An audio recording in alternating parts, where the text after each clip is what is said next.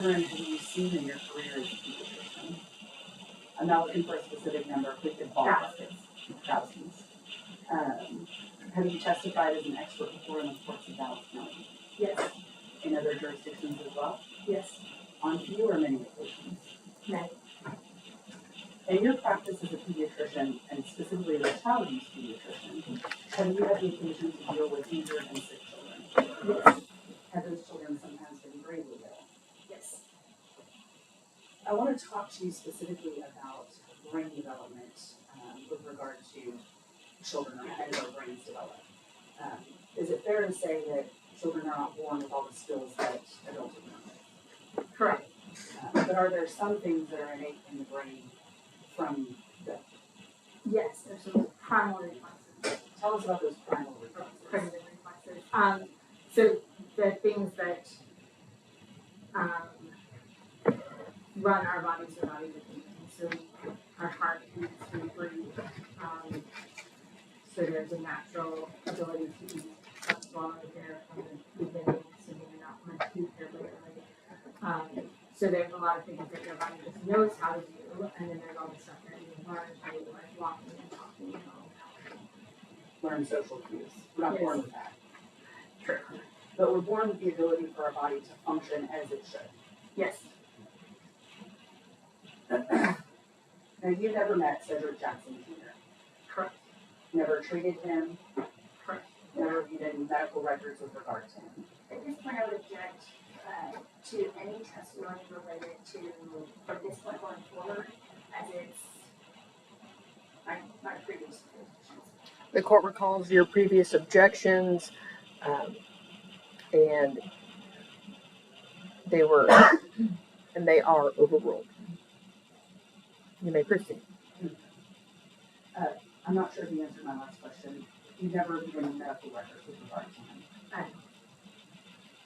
I specifically asked you to come here and discuss the symptoms or a version of events that, as you understand it, the defendant has provided to the police. Correct.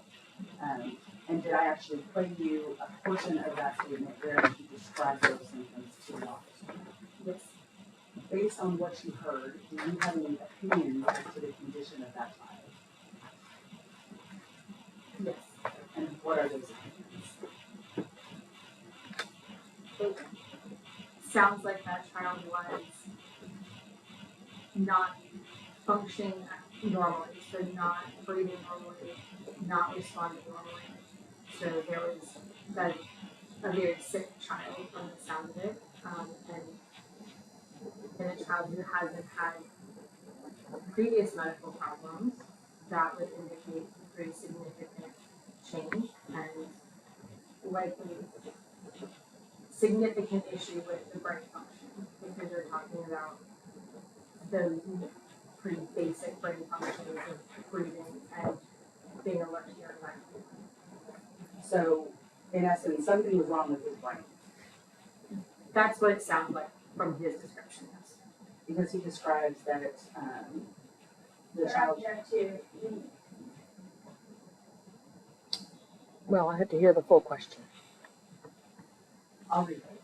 What was, when you listened to this, to what his description of the symptoms were, what was he specifically describing that alerted you to the fact that there was probably a problem with this child's brain?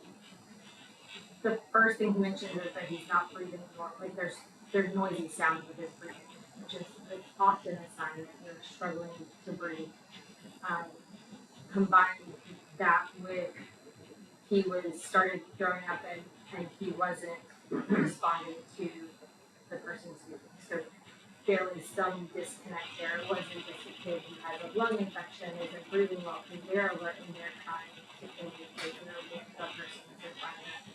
So this is a different level when you're talking about having those abnormal breathing sounds combined with not being responsive to the person at all.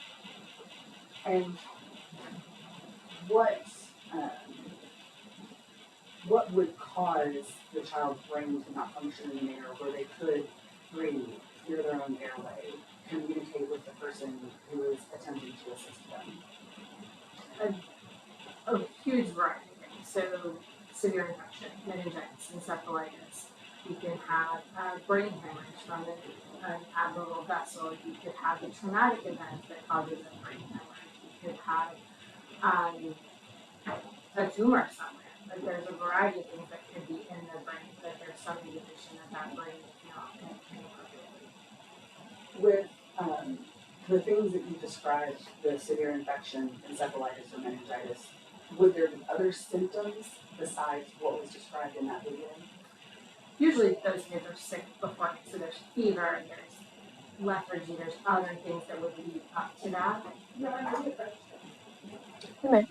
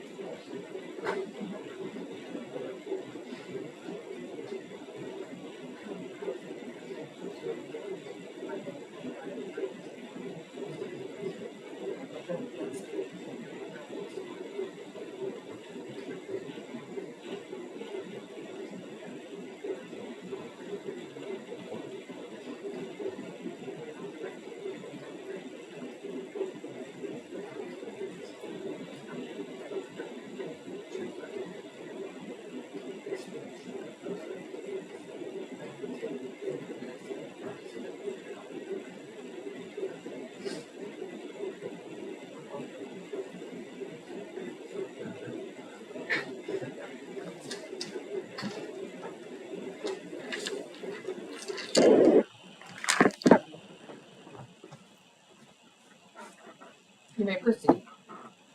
So I think really what that was with regard to if there was an infection that would cause the brain to not be able to do what it needed to do, there would have been other signs and symptoms. Given that in that statement that you were able to review, the defendant says he continues to perform CPR for an extended period of time. Yes. What would a reasonable person do in that situation? Object to speculation.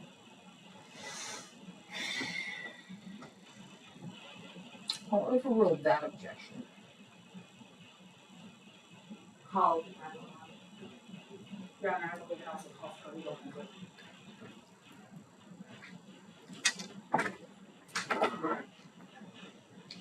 Sustain. As for that last answer concerning Your Honor, and the jury instructed to disregard it. I will overrule your request to have it stricken from the record. However, the court will instruct the jury, ladies and gentlemen of the jury, you are instructed to disregard the last answer made by the witness. Based on your training, education, experience, vast array of knowledge in the area of pediatrics, what does a reasonable caregiver do when a child is throwing up and someone indicates they have to do CPR for an extended period of time? Say objection, Your Honor.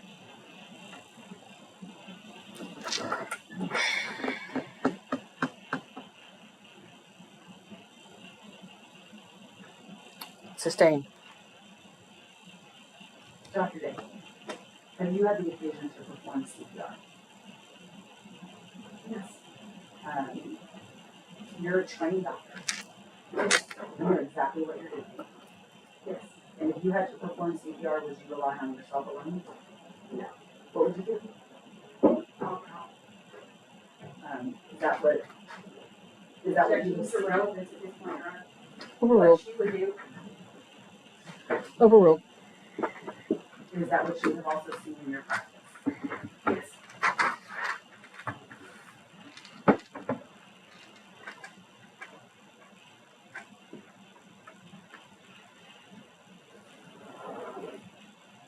If a child is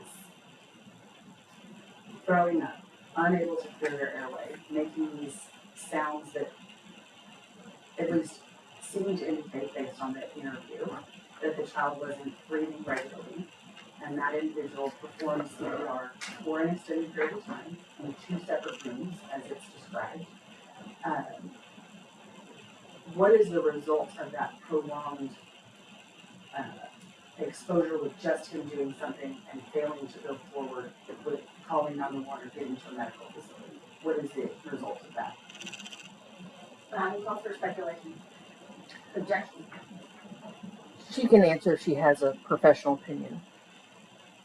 Anyone trained or not performing CPR for 30 to 40 minutes is going to have a very horrible time. And is there a period of time at which the brain no longer functions if it doesn't get oxygen flow? Absolutely. But if we seek medical attention earlier, within that 30 to 40 minutes, the outcome could be different. Yes.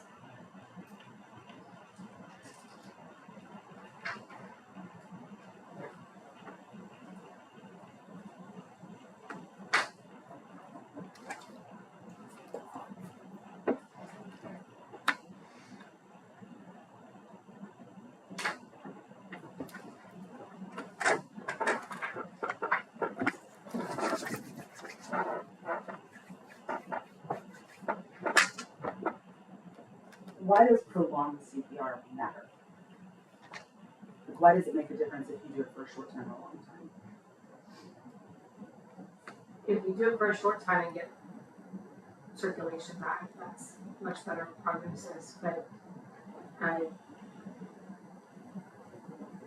in a hospital setting, it would not simply be chest compressions and breaths. There would be a lot of other things that would be added in to help get the heart started again. There would be better ventilation and then the breathing suit and things of that nature. So if in a hospital setting, if we're performing a code situation or a CPR situation for that long, then that means we've exhausted all of our options of the brain and the heart and lungs are not going to happen. CPR is a short-term solution meant to get you on to the next step if you need it. Absolutely.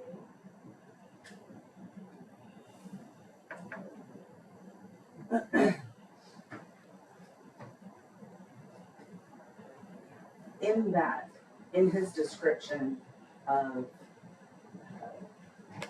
helping the child breathe, he describes having to go into the child's mouth to get something out of it. Is that right? He describes like getting throw up or yellowy red fluid out. Does that indicate anything to you about what's going on with that child?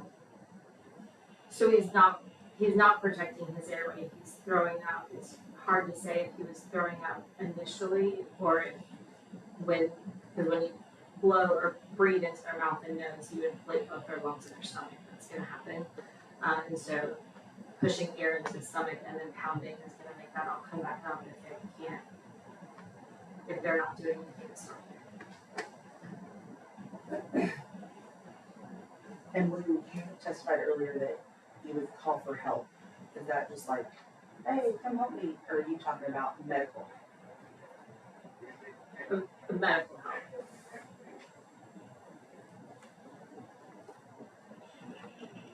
Prolonged CPR would require medical intervention. Absolutely. I'll pass this. Cross-examination.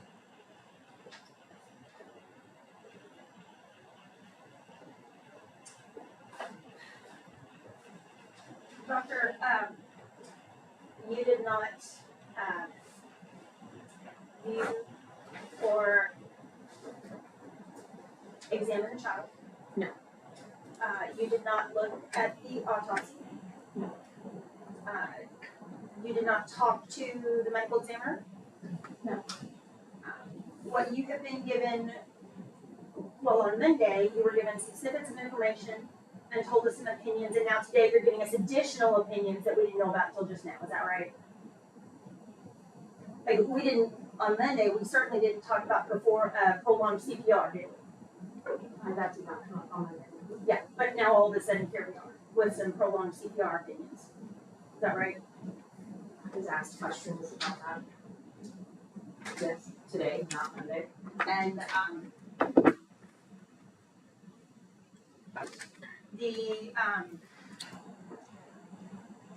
was it your opinion that there's a brain issue? Ultimately, there was a problem with the brain. The description from that interview, it sounds like that would be the most likely medical diagnosis. There's something wrong with that child's brain. For what reason, I don't know. Now, you would agree with me that for a true diagnosis, you would want to look at the child, examine the child, right? For a definitive diagnosis, yes. For an actual diagnosis. Because at this point, we're just speculating, right? Yes. Okay, so this is all pure speculation because we actually don't know what happened to this child. Is that fair to say? Did you review the entire 7 minutes that was the discussion of what happened to the child? The interview, yes. It was roughly about 7 minutes, right? Sounds about right. A very small amount of time talking about what happened in the apartment. Yes. And you would agree with me that it appeared that Mr. Johnson was jumping around and very jumbled in his description of what happened. Yes, it didn't seem Linear. correct. So we don't know what happened first, what happened second, what happened third. Is that fair to say? Probably. Now, in a situation where you're trying to find out what happened, you take what's called a history, a medical history, right? Yes. And in that medical history, you want to get as much information as you can, right? Yes. You want to, if there's some questions, then you might need to ask some clarifying questions to get a better understanding of what actually happened. Yes. So when you have someone who says, and then he was just gone, that would mean that the baby's passed away. He's just gone. You've heard that before. Yes. And in that context, it means that someone's passed away. Yes. Now, we have no idea how this baby died. Is that right? Correct. We have no idea what sort of injuries of any kind this baby suffered. Isn't that right? That's my understanding, yes. And there's actually no way to examine or autopsy for a brain injury. Isn't that right? Correct.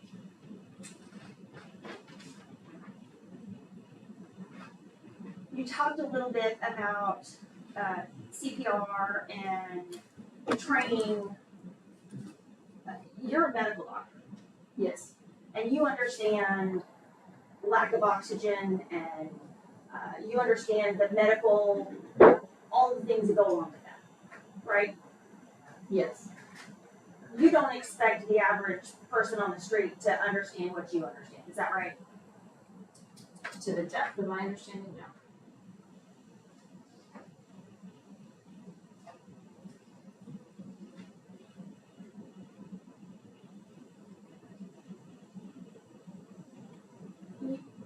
You would agree with me that from watching the 7 minutes that the detective asks him about what happened, that he was trying to say nothing. It sounds like he was doing what he could. By himself, yes. So that's a yes. Yes.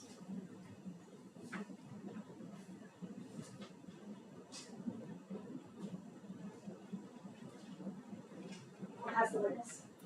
And you redirect. Briefly, Your Honor. Dr. Briefly, you said it sounded like he was doing what he could. If you additionally knew that there were multiple people in the home that didn't know anything about any of this happening, that's something else you could have done, right? If he was so busy doing CPR, he could have asked someone else to call him. Yes. A child who is not protecting their airway and having difficulty breathing could ultimately die as a result of not getting proper medical intervention. Absolutely. Moving further. Any recross. No, Your Honor. May this witness be finally excused. No objection from the state. Is there any objection from the defense? No objection. Thank you, doctor. You're free to leave and go back to work. Thank you. Call your next witness. Statement called Richard Jurgen.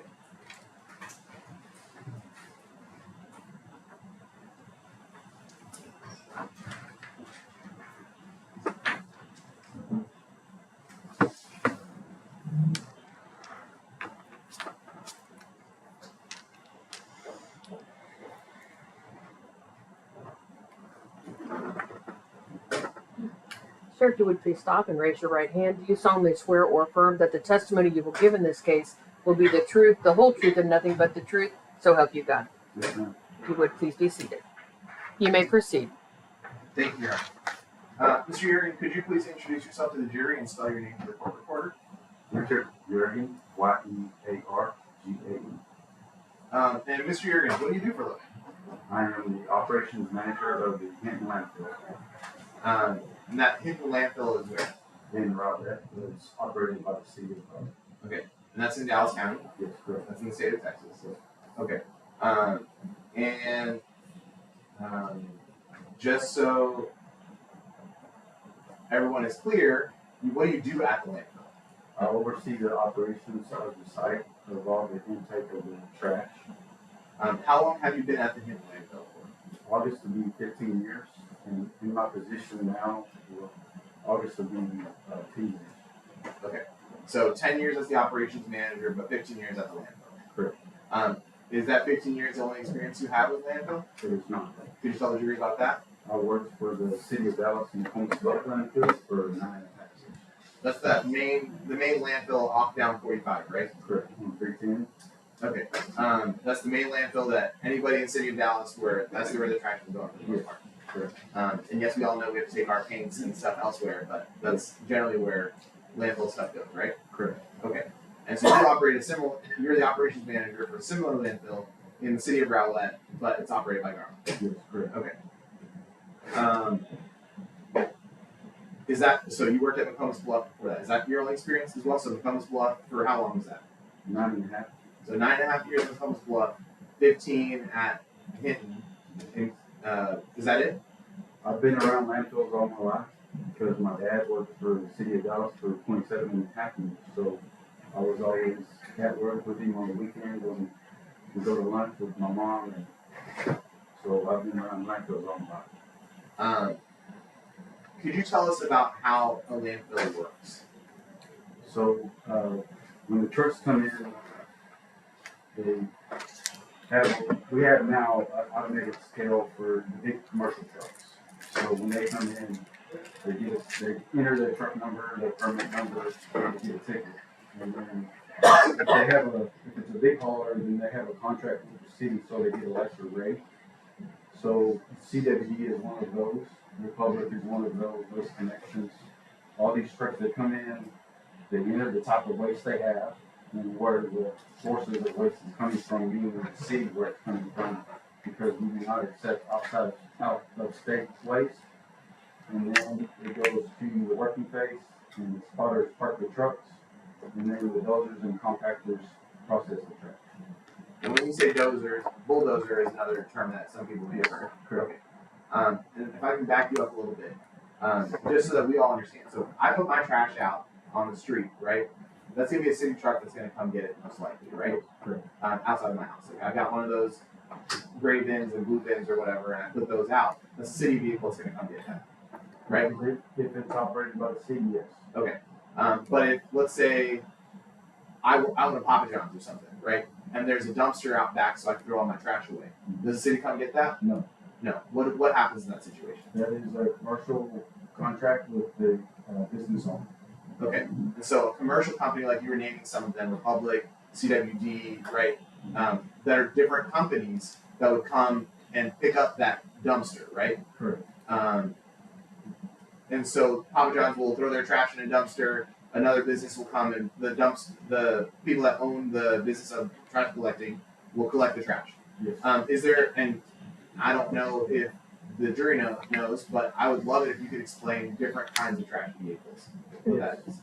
Okay, so at your house, you have the blue bin for recycle and then the green bin for trash, or vice versa.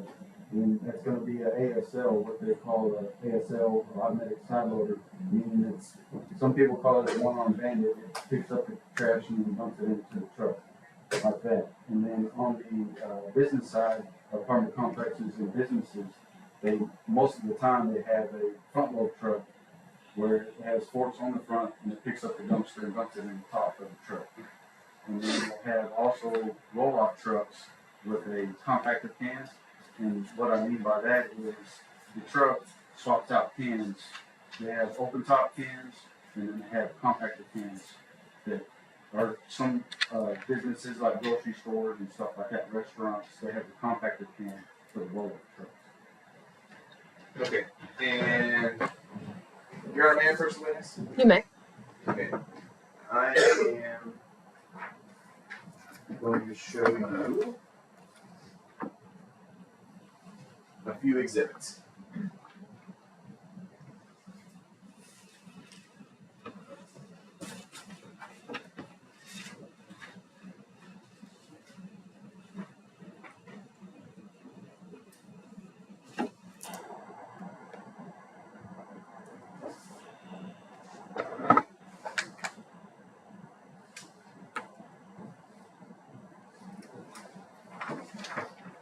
All right, I'm showing you what is now marked as State's Exhibits 41 through 46. If you could just look at them and you don't need to say what they are, but just review them if you could.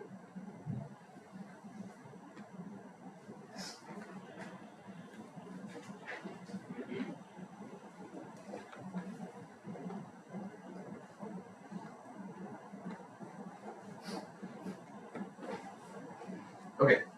States 41 through 46, you reviewed those photographs, right? Do those fairly and accurately depict, the States 41 fairly and accurately depict the hidden landfill from an aerial topography view?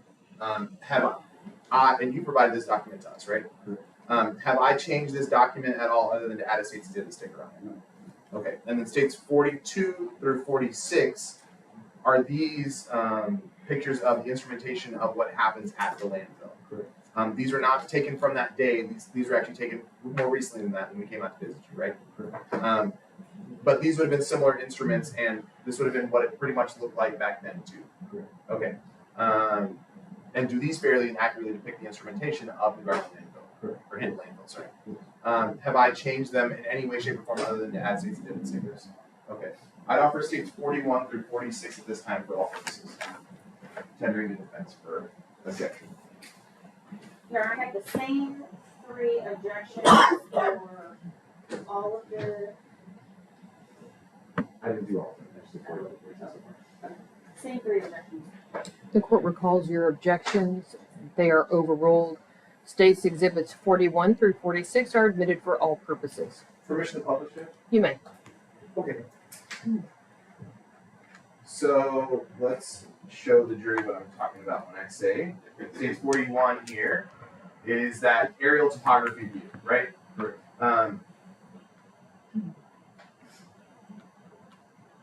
Okay. How do we get into the landfill? Like, what's the entry points? All the way at the top. Yes. To your right there. That's the entry point. Yes. So it's a main road that comes down this way, right, to the whole rest of the landfill. Yes. Correct. Okay. Where are y'all's offices at? Down at the very bottom. Down here or Right there to your down just a little bit. Down right there. there? Okay. And so all of this area is used as landfill area? Correct. I think you told me before about phase 1 and phase 2. Is that pictured on this? Yes.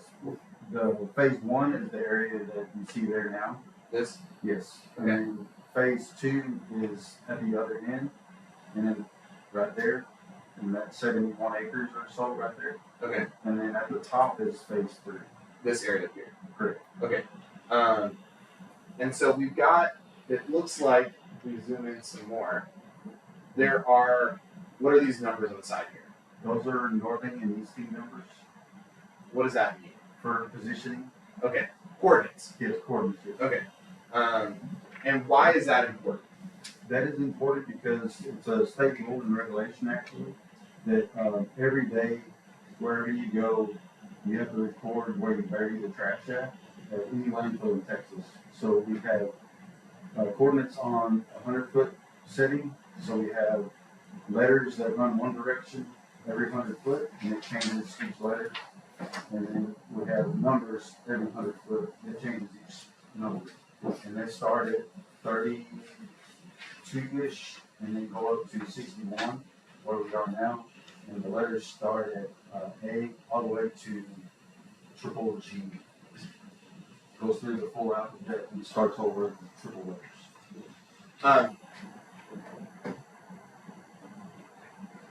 Okay, so it's basically a grid system you have, right? Correct. Why is that important? Why do you guys have that grid system? That is important because of the cases as such while we're here today.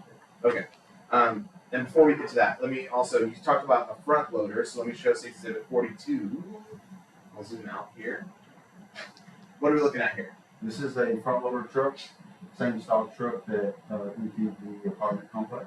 Okay. And so this is what you're talking about, that front loader where we see the arm here Yes. that would go pick up the dumpster and just dump it over the top like that. Correct. And Republic is the brand that does that Yes. for this specific one. Okay. And then looking at States 43, what are we looking at here? That is a landfill compactor to the right, and then to the left of that is our cover dozer. Okay. And so you said cover dozer. What does that mean? That means every day we have to cover with soil, 6 inches of soil, and that is our finished dozer, so it does the covering of the place with the soil.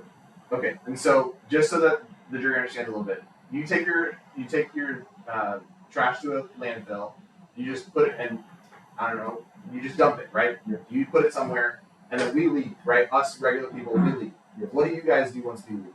We take a bigger dozer that pushes the trash up, and then the compactor spreads it from side to side, filling it to grade, and it breaks the trash up, it shreds the trash, it compacts the trash. We're talking about this machine weighs 126,000 pounds. So I'm showing States 45 now. What is that we're looking at? That is a landfill compactor.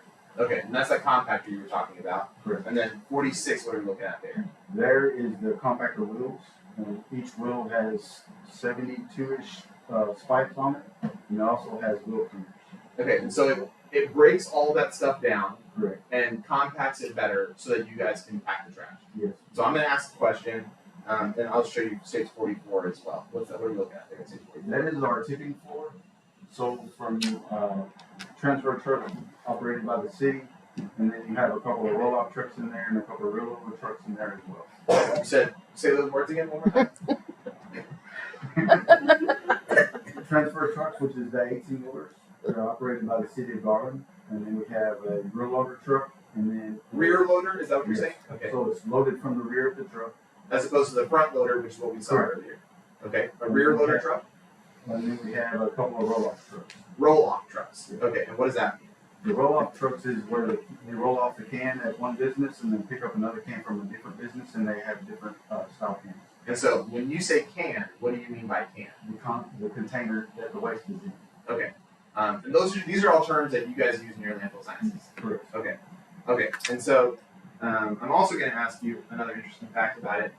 How much trash do you guys? Because let me back up. I'm going to show you states 41 again. Right? How big is this space that we're looking at? That is over, the whole thing is 300 and something acres, I believe, but phase one is around 143-ish, somewhere around 140 acres. Okay, so I've zoomed in basically showing phase one, right? Yes, So correct. this is 130, 140 acres. Correct. Are you guys out there just putting trash wherever you feel like putting trash? We are not. Okay, why is that? Because essentially the landfills, they sell airspace. So the tighter we pack the trash, the more trash we can get in an area instead of just putting it out there loosely, because otherwise you're going to fill it faster than you want to. And in that case, your landfill is going to fill up a whole lot faster. So the process we do is we push the trash, we spread the trash, we compact the trash, and we check the density every month, and then we do a flyover every year, and it's all based on survey data. And it tells us how much soil we use that year, how much airspace we use that year, and the density of the waste. Okay, and just before I forget to do it, phase one, phase two, phase three, what does that mean? That's the different phases that we have to fill by permit of the landfill. Okay, and so you guys are going to fill phase one first before you move to phase two, Correct. before you move to phase three. Correct. How long has the landfill been in operation for? Since 2001, I believe. Okay. How long do you think that you guys will be able to, how long will it take to fill up that 140 acres of phase one? We got another, right now we have a permit amendment going on with the state, so it's going to be looking like 8 to 10 years Okay. before we finish phase one. All right, so that would put us at, doing that, 30 to 35 years-ish? Okay. To fill up 140 acres worth of space. Well, not that, no. So our current area right now is going to be about 4 years, 4.5 years. And then with our permit amendment, if it gets approved, then it's going to be another 100 feet higher. So that's going to take an additional 4 to 5 years to fill. Oh, I see. Okay, so then let me break that down then. So I think you said it earlier. We come put our trash, you come put the big dozers come and push the stuff and compact the stuff. And then do you guys put stuff on top there? Yeah. What do you put on top? Dirt. Dirt. Is it always dirt or do you guys put anything else? We use what we call ADC, alternative daily cover, where we can either spray the trash with the fiber material. It has glue inside, so it doesn't let the wind blow the trash that night. And then we also have tarps, which are 30 foot wide by 100 foot long. And we have 3 tarp machines and then 2 tarps on each machine. And so those squares, you're only working on a 100 by 100 foot square at any given point, right? Right. Okay. And that's why you got 30 foot by 100 foot, 3 of those tarps, that's basically 90 feet by 100 feet then, right? Yes. Okay. You're not going to be using them like that usually, right? You wouldn't use all 3 tarps out there like that to cover the whole 100 foot. Well, it really depends on the day, because wet trash packs better, but with the rain, if you get a bunch of rain, then it kind of prohibits you of using certain ADCs with the spray. And then so if we have machines down and then we don't get the compaction we want, it's a little bit more difficult to use the ADC. So we'll use the soil instead. And I can't remember, I may have forgotten you already did, because I know you and I have talked before, because I'm very interested. But ABC is what again? Alternative daily cover. Okay. Generally, the soil is what you use. Correct. Okay. And the reason is to not let the trash fly away. Yes, correct. How much trash? Because you're talking about people come and bring trash there every day, right? Yeah. Big trucks like Shannon 6744 bring trash to you every single day, come and filling up that area, right? How is it you're going to be able to make this thing last? How are you making it last for 24 years? How are you going to make it last for another 10 years? The density of the trash. Okay, and so that's what I was going to ask. What is the density of the trash? Could you describe that? Right now, so it's all measured by cubic yard, and right now we have about 1,500 pounds per cubic yard. So you picture in your mind the cubic yard is 3 foot by 3 foot, and we got 1,500 pounds of trash in that spot. So that's over the whole area of the landfill. So that's almost a ton of trash in 1 cubic yard of space. Correct. Because y'all keep compacting it and compacting it. Correct. And putting dirt over it and then compacting it some more. Yeah, so whenever we use the soil, we scrape the soil back off so we have that trash and trash contact, so we don't have the soil put into the airspace. Okay, and then one last interesting fact for the jury. I think you and I have talked about this. The landfill produces gas. Correct. Could you tell us why? How that was going on? So as trash decomposes, it creates methane gas. And at Hinton landfill and the other landfill I worked at as well, we have a gas plant. And the gas goes directly from the landfill to the gas plant into a 4-inch high pressure line into Atmos Energy to sell our gas to. And that goes straight to homes and businesses, wherever that Atmos gas line feeds in the city of Rowlett, and So our literal garbage is then fueling our homes. correct. Okay. In a sense, yeah. Okay. All right. Now I'm going to take you to July of 2019. Were you working on July 11, 2019? Yes. Were you the operations manager in July 11, 2019? Yes. Your Honor, at this point, I would object to any further testimony related to this witness pursuant to my 3 objections. The court does recall those objections. They are overruled. And Judge, may I first witness again? You may. So we can get the objections as well.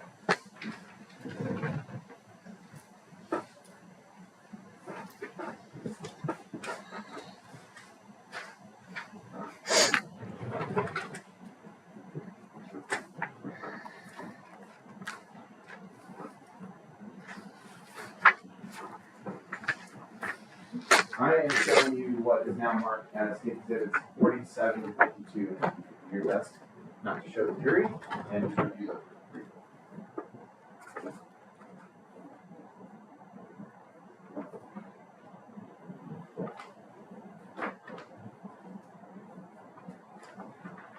Okay, have you reviewed all of those documents? Yes. States 47 is a log kept from that time period for Muir landfill, right? This is a log that you provided us that I have not changed in any way, shape, or form other than to add a States 47 statement. Right. Okay. And it fairly accurately depicts the log that you guys have and kept at that time in the ordinary course of business. All right, and then States 48 to 52 are photographs, correct? Yes. And they're photographs of the landfill from back on July 11, 2019. When you were working there that day. Yes. And you personally witnessed all the things that were in States Exhibits 48 through 52. Yes. And they fairly accurately depict what was happening at that time period, correct? Yes. And I had not changed them other than to add States Exhibit stickers, correct? And would it aid the jury in understanding the case to be able to see these evidence? Yes. I'd offer States 47 through 52 at this time for all purposes, tendering to defense counsel for objections.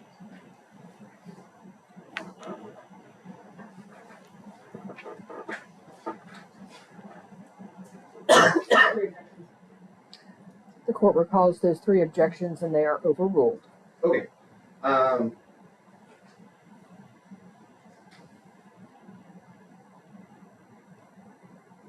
Judge, did you admit them? I'm so sorry. I heard you say overruled, but I didn't hear if you admitted them. Right, I don't know if I did. States Exhibits 48 through 52 are admitted for, 47 through 52 are admitted for all purposes. Thank you. Okay, so let's walk through what was your day like on, let's go the day before, July 10th, 2019. What was going on? You had a regular work day? Regular work day, normal operations, no issues. No issues, just regular work day. All right, and so you go to bed on July 10th that night at a regular time. What time do you normally get to work? Between 6 and 6:30. Okay.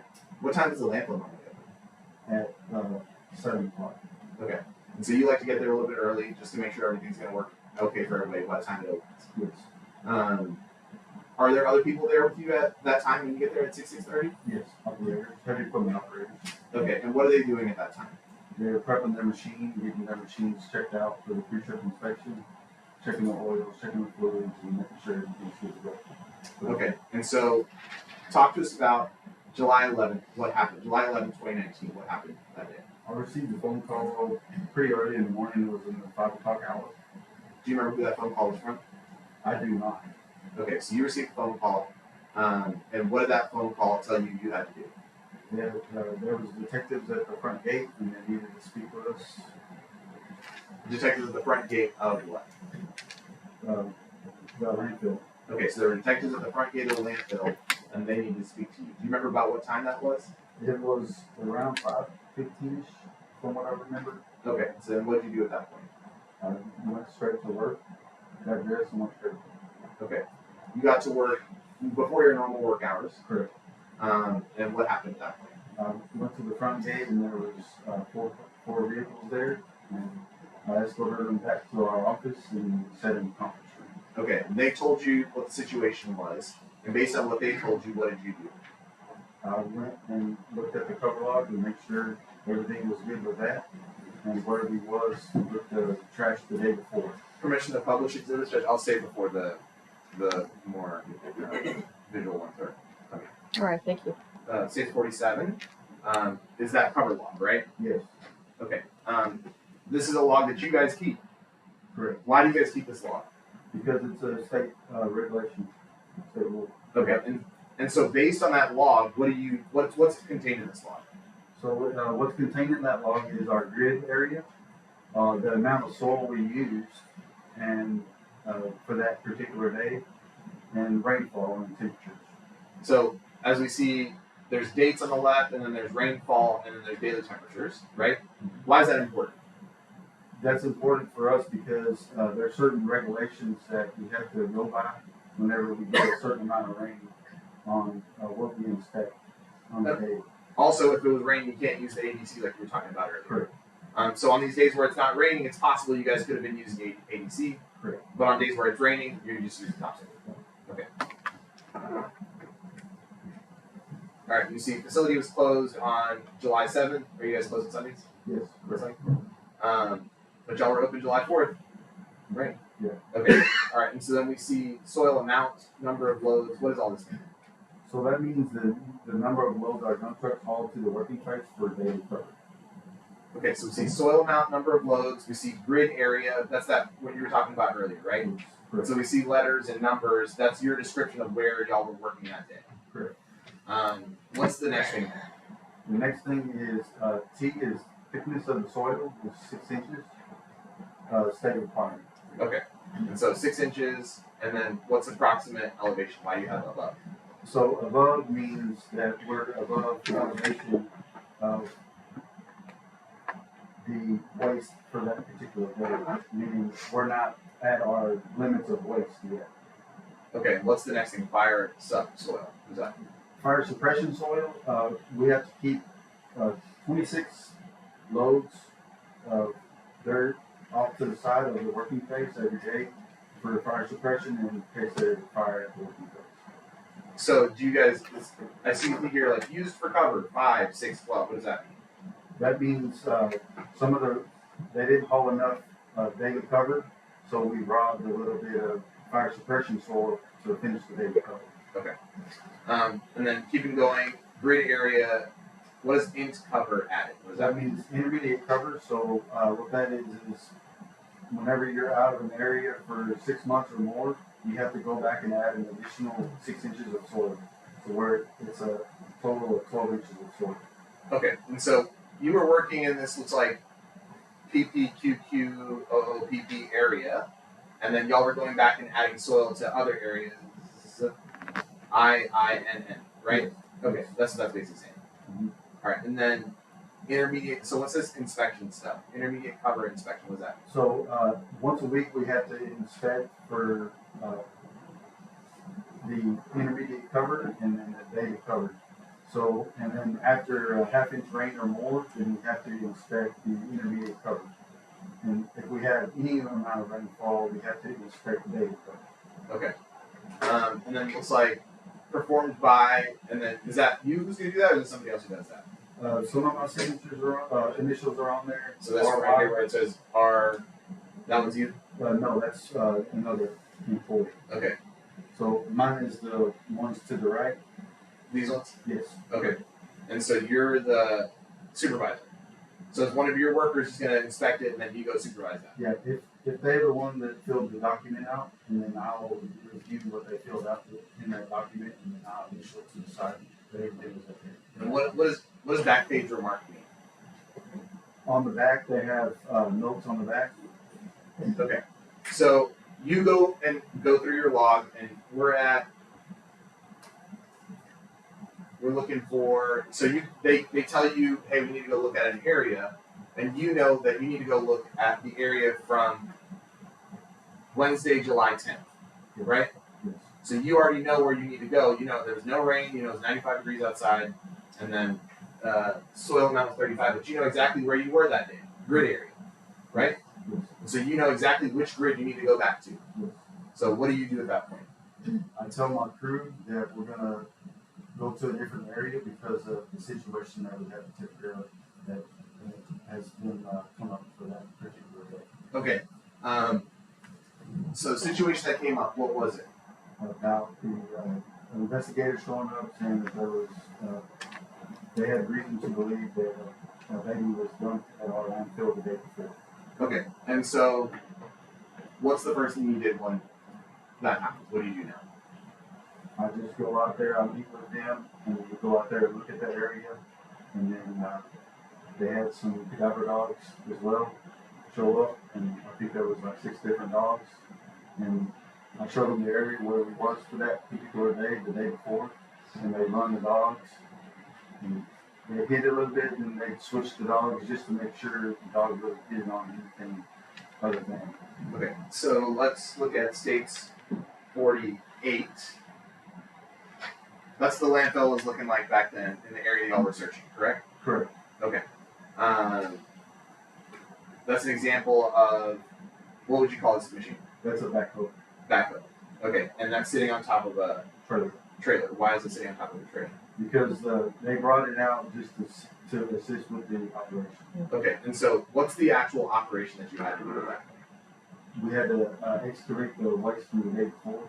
Because remember, you had already packed it, right? You'd already sent the instrumentation through to pack that area, right? Correct. And so you have to go unpack, and this is what you're talking about by there were dogs out there too as well, right? Yes. These aren't just stray dogs just running around the landfill. These are dogs that were brought out there by the police to help you with the investigation. Correct. Okay. So I'm showing the state's exhibit 50 now. What are we looking at here? That is waste that has been scraped off. The soil has been scraped off the waste. Okay, so it's packed pretty tight. It was probably covered with soil, right? Yes. Because that's what it said on the log. Yes. What is it you're doing?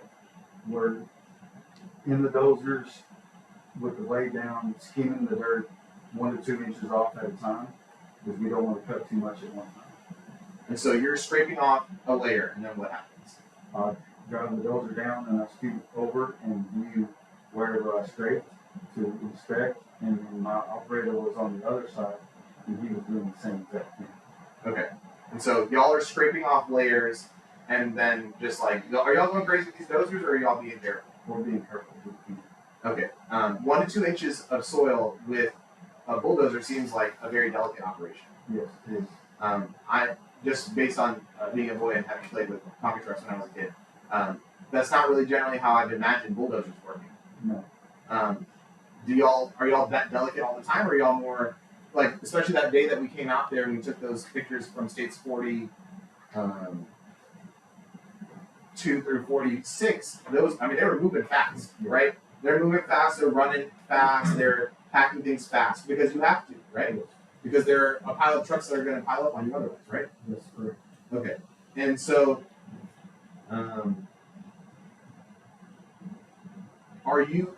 we saw earlier on, like, you're a supervisor, right? You were supervising people at doing inspections and all that kind of stuff. Yes. Is that normal for you to be running a dozer? I do sometimes, yeah. Okay. But you don't use it to like scrape off an inch or two at a time. No. That's not something that you're normally having to do out there. No. Okay. So you scrape off the layer, and then what happens? You scrape off the layer, you scoot over, look in the area, and then we did that several times. Meanwhile, they run the dogs up there too every now and again. Yes. So whenever the lieutenant would come up to us, we would stop and let them run the dogs, and then they would switch the dogs. Okay. And so eventually you did scrape to a point where you found something, right? Correct. And it was actually you who scraped it and you who saw the baby. Correct. Judge, at this time I'm going to be showing some images that are pretty graphic. If you could pause for a moment. Yes. Your Honor, I re-urge all three amendments. The court notes your objections and they are overruled.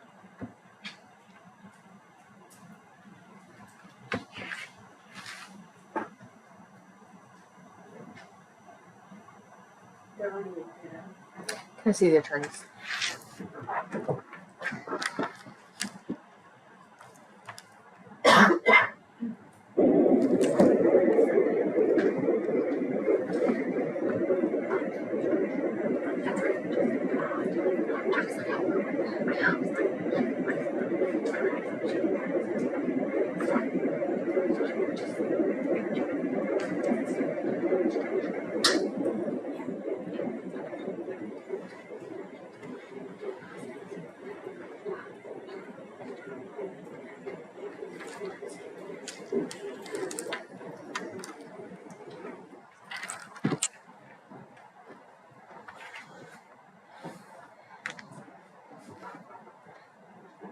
Now, we would also ask for a limiting instruction with regard to these photographs that are states exhibits 51 and 52.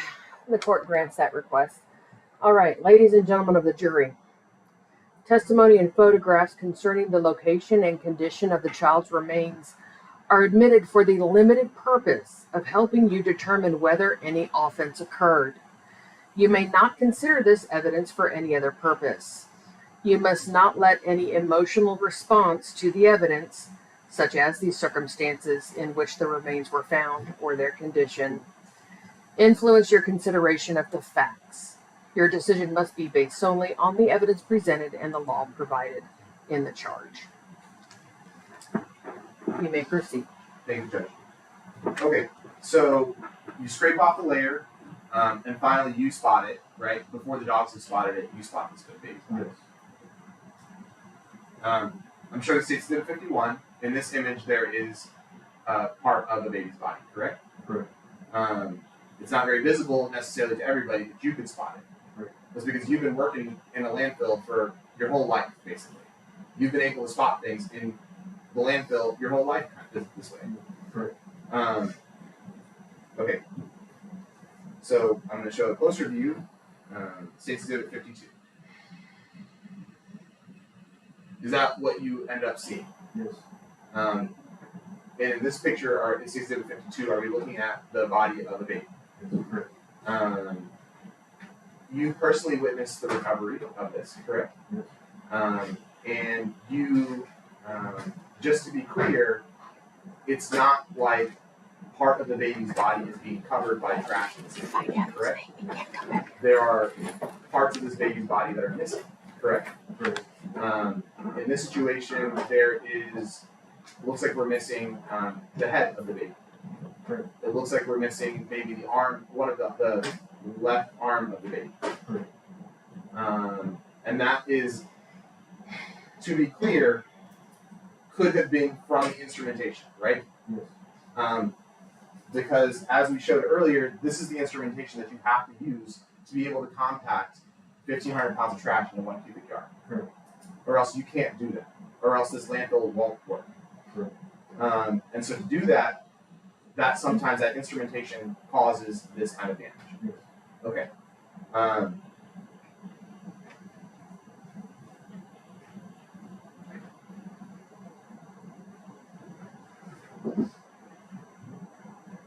Permission to approach the left, Joe. You may.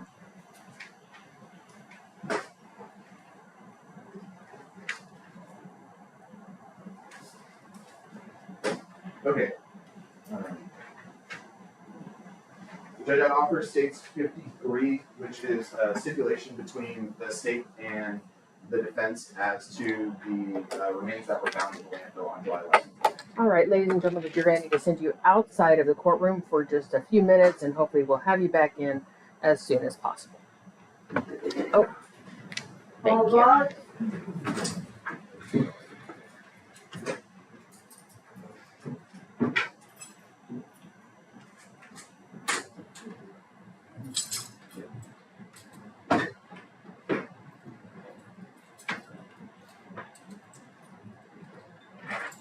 Thank you. Yeah, go ahead.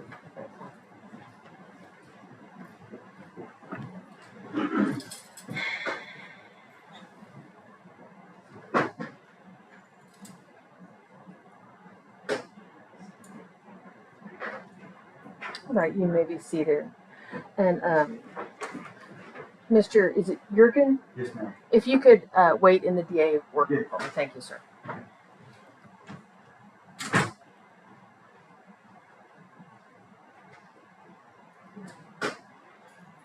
Judge, would like to see state 53? I would. Thank you. I said I would put something on record as well. Yes. All right. Well, let's take up the issue of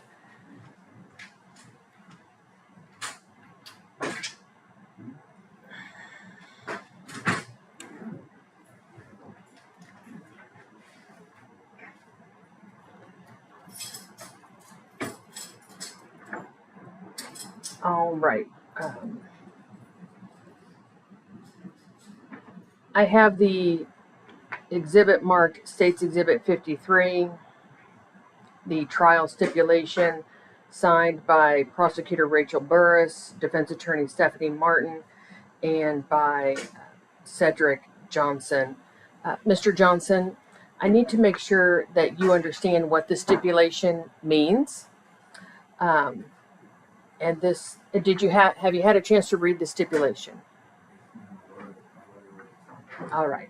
And you agree that you are stipulating that the remains found in the Hinton landfill on July 11, 2019 were those of Cedric Jackson Jr. All right. You understand that by stipulating that those remains are CJ or Cedric Jackson Jr., you are giving up your right to cross-examine any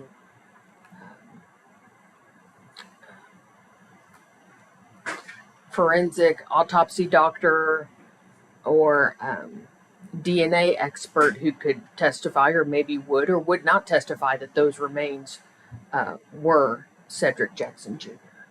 So, if I'm understanding correctly, she can cross-examine, but she can act as if that wasn't CJ. Right. What this stipulation means is that you are giving up your right to challenge that the remains found in the landfill are CJ. Yes, ma'am. Okay, and you do understand that. Yes, ma'am. And you're giving up your right to make this. The state would have to put on evidence to show that the remains that were found in the landfill were him. Yes, ma'am. Okay, you do understand that, and you're giving up your right to confront those witnesses. Yes, ma'am. Okay, I just want to make sure that you understand. Judge, we did discuss this, and this was part of our trial strategy as it relates to, because we knew the court potentially would allow other evidence in as it relates to his identity, potentially other photographs and any other evidence, and it was our trial strategy to stipulate to this one particular aspect of the case. All right. All right. Do you have any questions about the stipulation, Mr. Johnson? Okay. All right. You may be seated. Thank you. And Mr. Johnson may be seated. And my understanding is, Ms. Martin, you had some other objections you wanted to put on the record. Well, yes, Judge. At roughly 10:45 a.m. this morning, not by the court's clock, but by my watch, because I think the court's clock is a little bit fast. It is. When the prosecutor published State's Exhibit number 52, there was an extensive commotion in the gallery, where the families and the spectators are sitting, and I believe that it was to such a degree that an unfair prejudice has been laid upon my client, and that there's no way at this point that he could get a fair trial because of the outbursts and emotion that was evoked from the family or the people that got up and left and made sounds. There was extensive breathing and sounds and some, I don't even know how else to describe the maybe a moan that I heard. I don't believe that Mr. Johnson, Cedric Johnson, could get a fair trial at this point, so we requested this trial. Your request or motion for a mistrial is denied. I do recall one person, a male with either braids or dreadlocks, long hair, in a bright blue t-shirt, making some noise, getting up and leaving, and then someone else having to hold him back as he glared at the back of the head of the defendant. I instructed the bailiffs then to get that person's name. He will not be allowed in the courtroom for the remainder of the trial. Judge, that was my next request. And despite the numerous admonitions the court detailed, there were two other people who got up and followed those two gentlemen out, but they did not make any noise other than getting up and leaving the courtroom. And I don't know if I did, but your motion for mistrial is denied.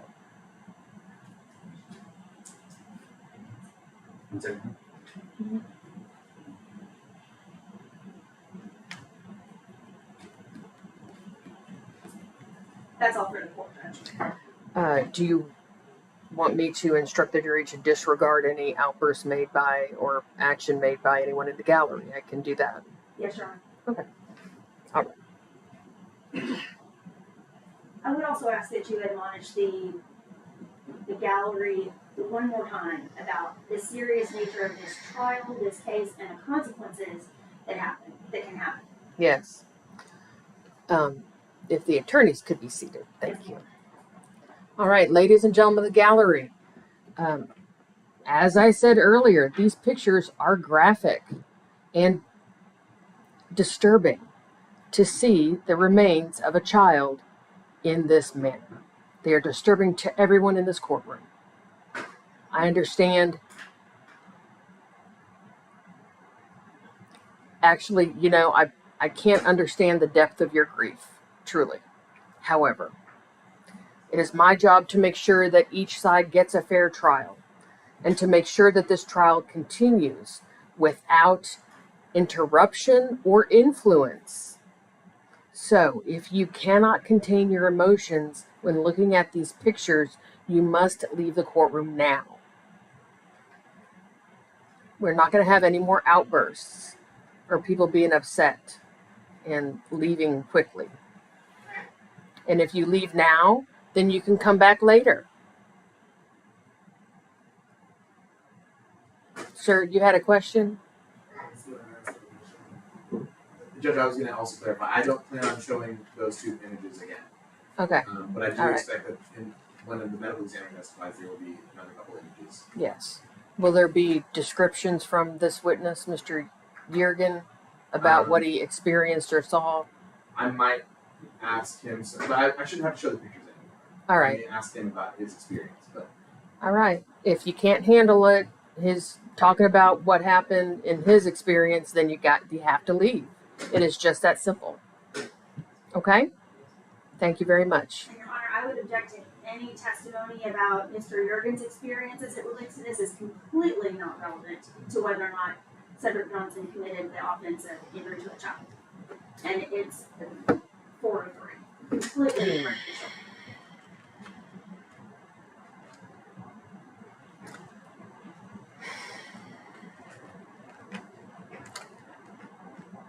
If anything, it would be punishment evidence.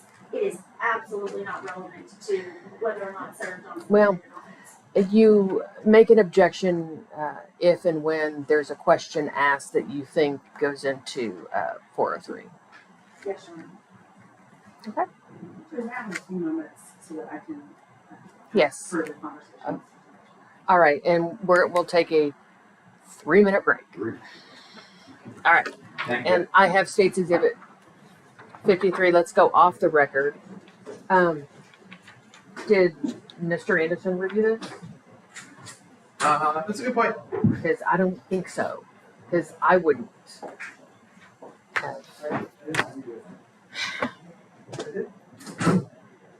Oh, the sticker, yeah. All right. There used to be a standardized form with all the Oh. No.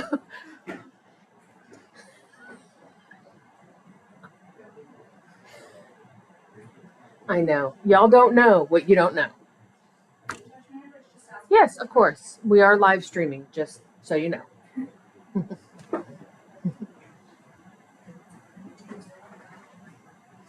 Oh, tell. Don't you hate that? I have motions to withdraw on Oh, the okay. case that's set next week. Sure. So I usually let know. I know she's on Can I vacation. just email them? Sure, Okay. sure. Because And they we'll will- sign when them they and accept the orders, yeah.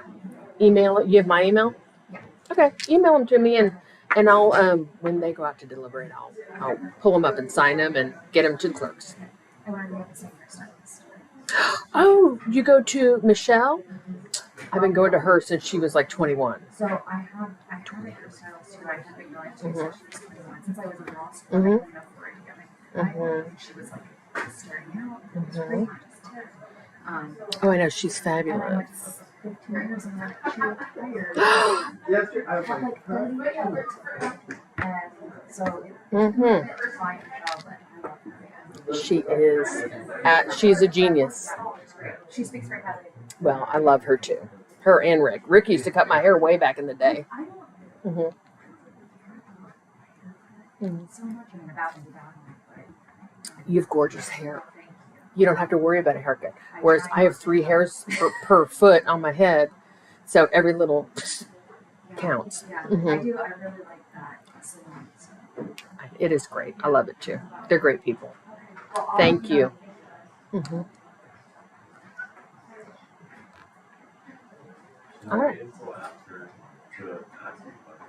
Yeah, well, we can talk in there. I love your suit coat, Miss Andrade. It's a beautiful color.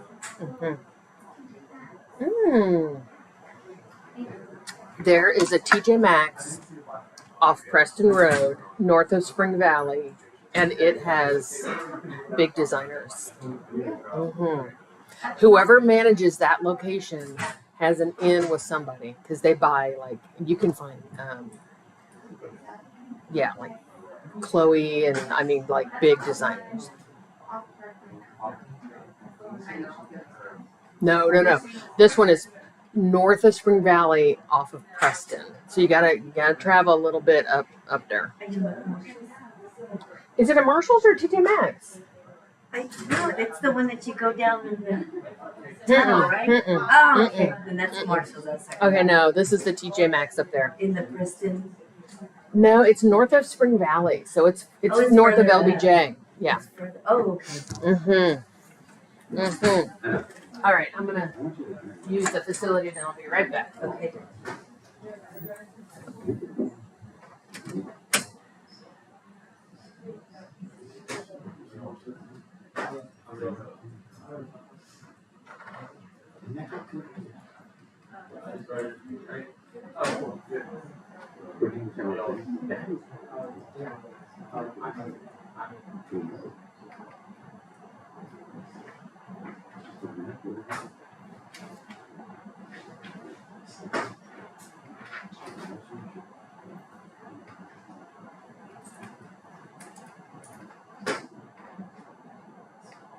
Judge, she didn't admit 53, right? Did she admit it? Yes. No, okay. I think we're gonna change language.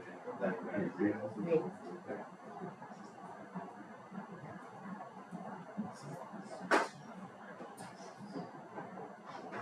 We'll do the new 154. Because it was offered. You offered it, right? Right before we went to break. Yeah. We'll just do it in 54.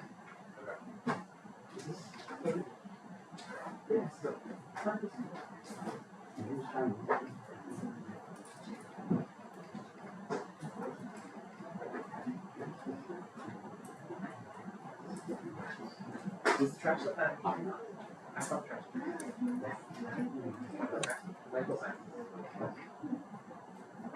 Super interesting when I heard about it. It's crazy. Did you know, so I asked, but you know, so off that gas, that was off, they make $25 million off that gas. A year, one landfill, that one landfill makes $25 million a year. I didn't either. So the landfill gets 4%.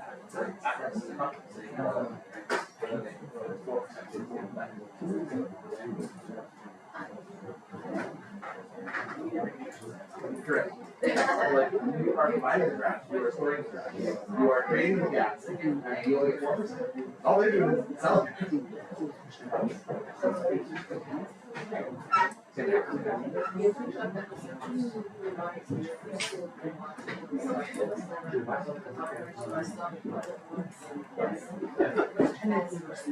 feel like that would also be, yeah. Yeah. I'm just saying, like, you had doing all of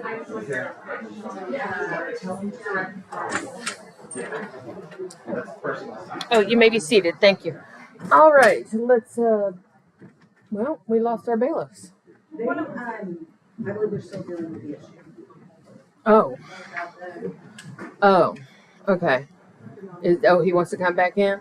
I think that he's being removed from the building. Oh. It appeared to me without inserting myself into the process. Oh, so there's more going on. I think the emotion is still continuing. Oh, I see. Yeah, we can't have that. So, Okay. I believe so. I don't want to speak like I know. It looks like that's still happening. Do you know the person? So it's not.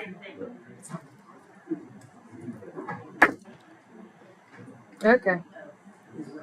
Everybody wants to insert themselves, and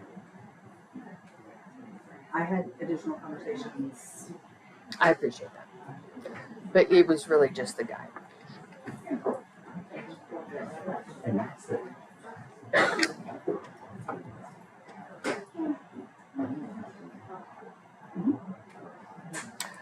All right. We are ready for the jury. All right. Everything good? All right. I appreciate that. His family walked out there. He walked over to them, gave him another clarifying thing. Okay. All right. I'm glad you got him out the building. His name is Thomas Green. Thomas what? Thomas Green. Thomas Green. Yes. All right. Okay. Well, we have his name. So. Judge, I also have Rusty redoing this, so I'll be offering 654 in a little bit. 53. I'm going to withdraw 53, and then I'm going to offer 54. All right, but he still has to sign it and go through. We have to do it all over again. It'll get done later, but I don't need to do it right now. All right. Okay. Then we'll do that at lunch. Yes, Huh? 53 since it was offered. Yeah, it was never admitted. All right. But we're just gonna skip to 50. Okay. But it's gonna be part of the because we. Yeah. Well. Just keep offering. Yeah, 53 is gone. They can keep it. And I always keep. Oh, do you want to keep it? Yeah, I do want to keep it. Okay, because they'll ask for it. Okay. Just because they All right. had they not Well, offered just it. make sure you give her 53. I'll give it to her now. And then I'll just keep it for record. Record for this. Okay, why don't you offer it for record purposes? You want to be on record for that? I'll wait. We will. Well, how about at lunchtime when we take care of everything? Yes.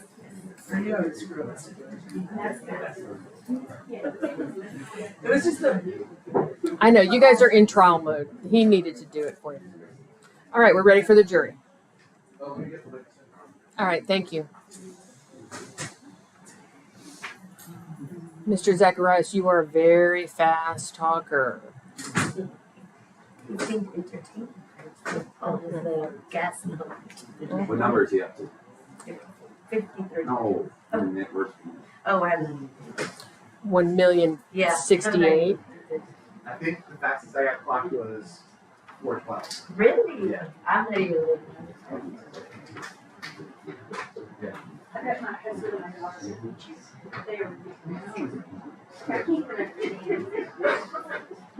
Okay, you'll have to ask for your limiting instruction again.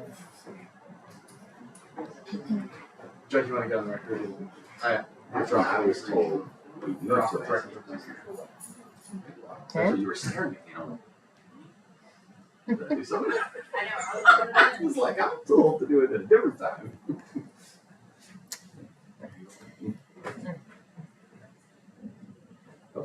No, Mr. Zacharias, we'll do it at lunch when you get the new one and Yes, sir. have to do it all over again. Yeah. Thank you.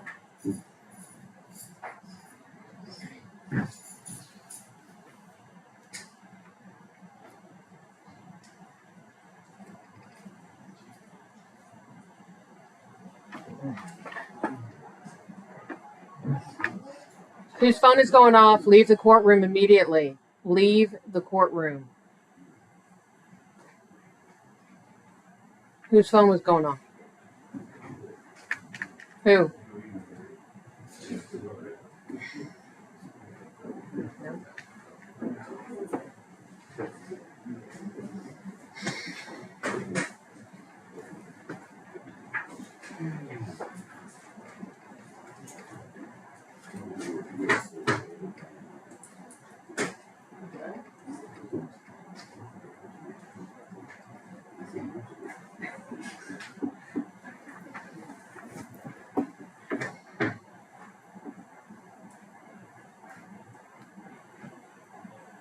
Is someone getting the jury? Mr. Lewis is? All right. Okay.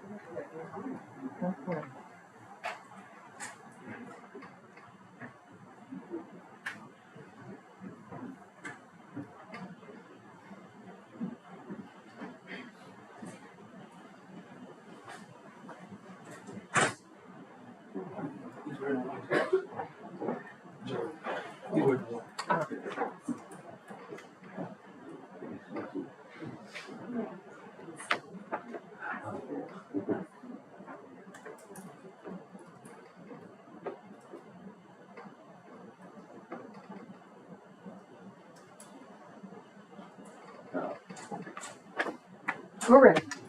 All right.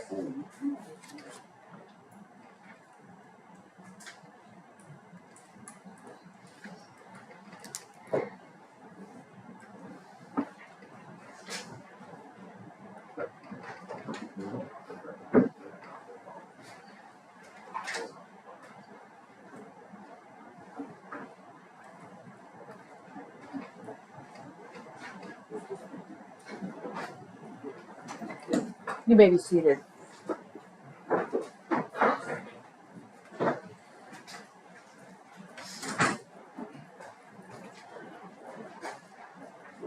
Yes. Your Honor, at this point, I would ask for the limiting instructions that we discussed during the break. All right, ladies and gentlemen of the jury, if you noticed or heard anything from any person or persons sitting in the gallery or audience watching the trial that has no bearing on the facts of this case, you are instructed to wholly disregard any reactions or emotions that you may hear or see from persons in the gallery and not consider it for any reason whatsoever. All right, Mr. Zacharias, you may proceed. Thank you, Judge. I'd offer State's Exhibit 1 for all purposes at this time. No objection. Admitted. Okay. Put this here. Okay, so I'm not going to show State's Exhibit 52 again, but State's Exhibit 52 was a baby's body, right? You don't know who the baby, you don't know any of the story of that. The baby did not have a head, so, right? Correct. Okay. When you, because you said you spotted the remains of this baby before the dogs did, what's the next step that happened? So whenever I spotted it, I stopped the dozer off to the side, got off the dozer, walked down and waved at the detectives that was down below waiting, and waved them up on the hill. Get them up on the hill. and he did, and I think the lieutenant at the time come up and she said whatever she said, and then we both embraced and hugged because he was found. You know, I object to any further testimony number 4 and 3 along this line.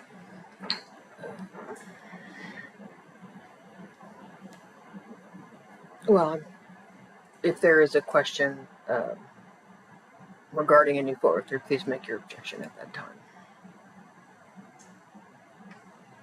Okay. Just so I think what you said was you hugged the detective? Yeah. Okay. Sustained. Lieutenant. Sorry. I apologize. Sorry, I was trying to remember where we had stopped. I apologize. Okay. And so after that point, the baby is found, and then what happens next? What happens next is me and Trudy at the time moved the equipment out of the way and let them handle the scene. Okay. And let them handle the scene means what? What did you see them doing? They was walking the dogs, cycling the dogs. Okay. And do you know, as a matter of fact, what they were doing with the dogs? Or No. Did anyone ask you to continue searching for the head of this baby at that time? No. Do you think it was reasonable that those dogs might have been? Yeah, I believe so. Yeah. Okay. I would like to think that. Okay. So they have the dogs running in the area, and then what happens next? Do you just leave, or are you hanging out? I just left. Okay. Did you leave for the day, or you just left the area? I left the area. Okay. And so the police remained in the area, looking in that area, but you did not stick around anymore. Correct. If the police, for example, had said, "Hey, peel off another couple layers," what would you have done? Like, what could you have done? We would have insisted on doing that. Okay, but basically, they didn't need you anymore at that point. They found what they were doing.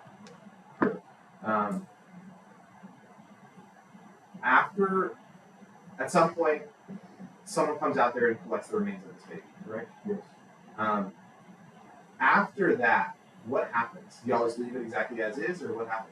We left it as is because they was coming back the next day. Okay. At some point, so police came back the next day.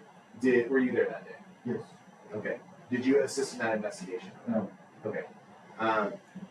Did they leave that day, or did they come back the next day as well? No, they didn't like that. Okay. So that would have been July 12th at that point, right? I believe so. Okay. So July 12th, the police have the remains were taken on July 11th, right? That were found. July 12th, they come back out to look again, but July 12th they leave, right? Yes. What do you guys do at that point? You guys leave it there like that, or? No, we had to put the trash back in place and then recover the soil. Because the landfill cell had to operate. Yes.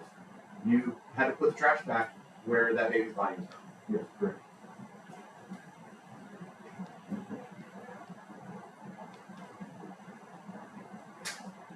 That's what. Cross-examination. Couple of questions.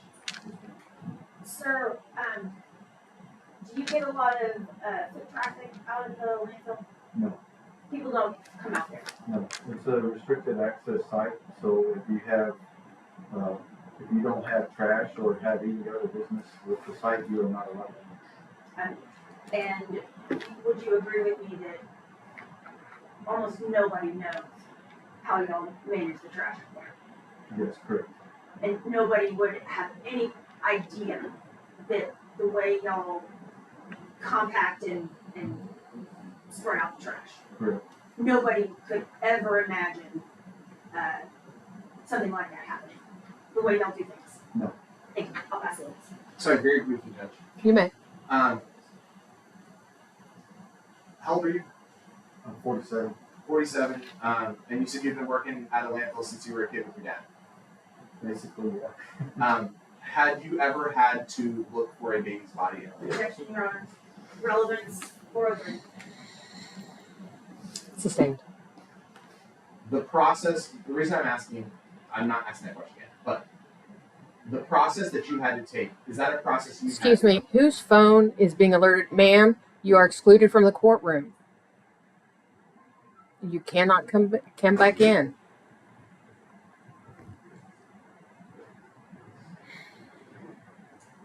Next. Yes. Thank you, sir. The reason I'm asking is that process that you took to scrape off layer by layer, is that a process you've had to do before? Yes, Okay. But it was not in this kind of circumstance. it was. Okay. Is that a common occurrence for you? Objection, Your Honor, relevance.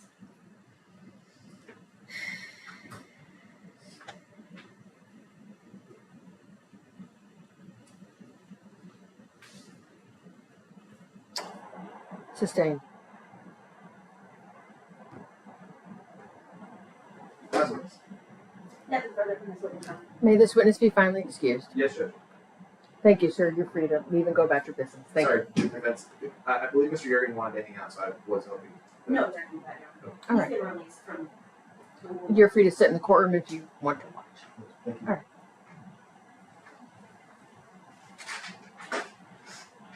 Call your next witness. State recalls Rico Harris.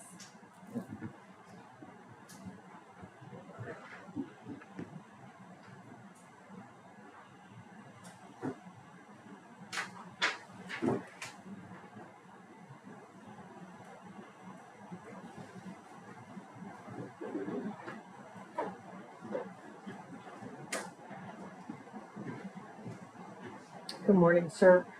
You are still under oath from yesterday. Yes. Thank you. You may be seated. And you may proceed.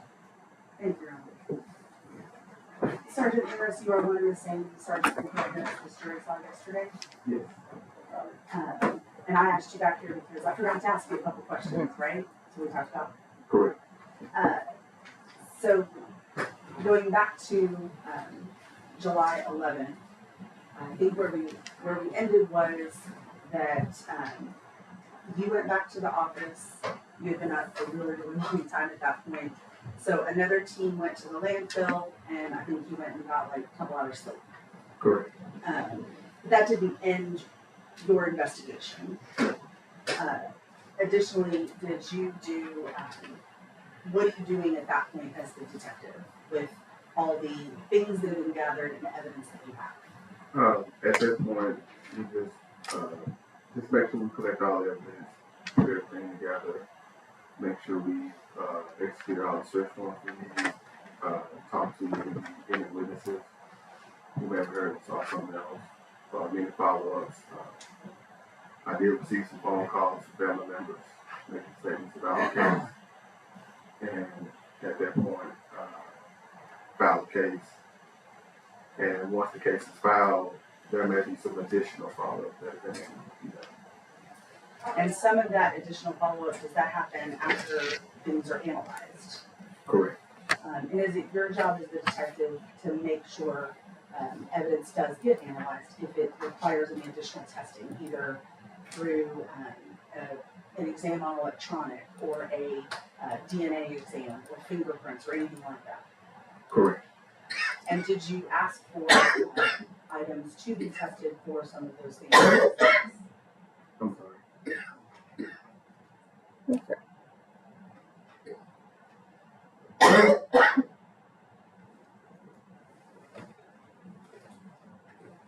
Did you ask for some of those things to be tested in this case? Yes. What things did you have analyzed or asked to be tested? I'm pretty sure we had the blanket tested. And anything that was related to the case, like any evidence that was found at the house with like blood stains, anything like that, or apartment area, just any discoloration. And those things tested. And where did you ask those to be tested at? I believe we used the SWOT system. And that's the Southwest Institute of Forensic Sciences? Yes. when you asked them to test them, specifically, what were you asking them to test? The blanket, the swabs, any of the items from the apartment, what were you asking them to test that for? I'm asking them to test that for any of the DNA that would link anyone to the blanket or to the plane or anything. And to that end, did you have to gather evidence from the defendant? Yes. In what format? In this format, we had to do what we call a buccal swab. What is a buccal swab? Buccal swab is where we get DNA matter from your mouth. It's a process where we have just simple Q-tip. You just swab inside of your mouth and seal that evidence off. Seal it up and take the Swift and let them process it. Is this a Q-tip you grabbed from your medicine cabinet at home? No. What type of Q-tip is this? It's part of a kit. It's sterile. Whenever that Q-tip is placed in there, it was from whoever made the packet.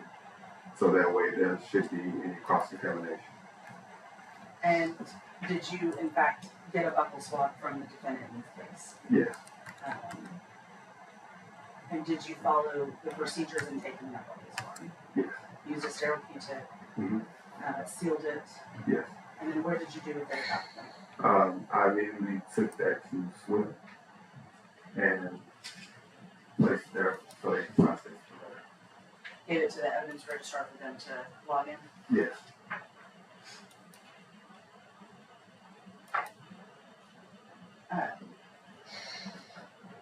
And just because you're here, let me ask this follow-up question.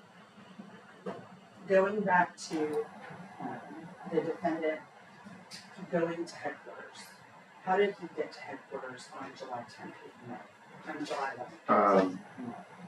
When the case initially started, I believe he voluntarily went to headquarters. No police escorted him there? No. He arrived at headquarters of his own volition? I believe so. His first interview with Carrington, his own volition? Yes. He left, is that right? Correct. Was asked to come back and did so of his own volition? Correct.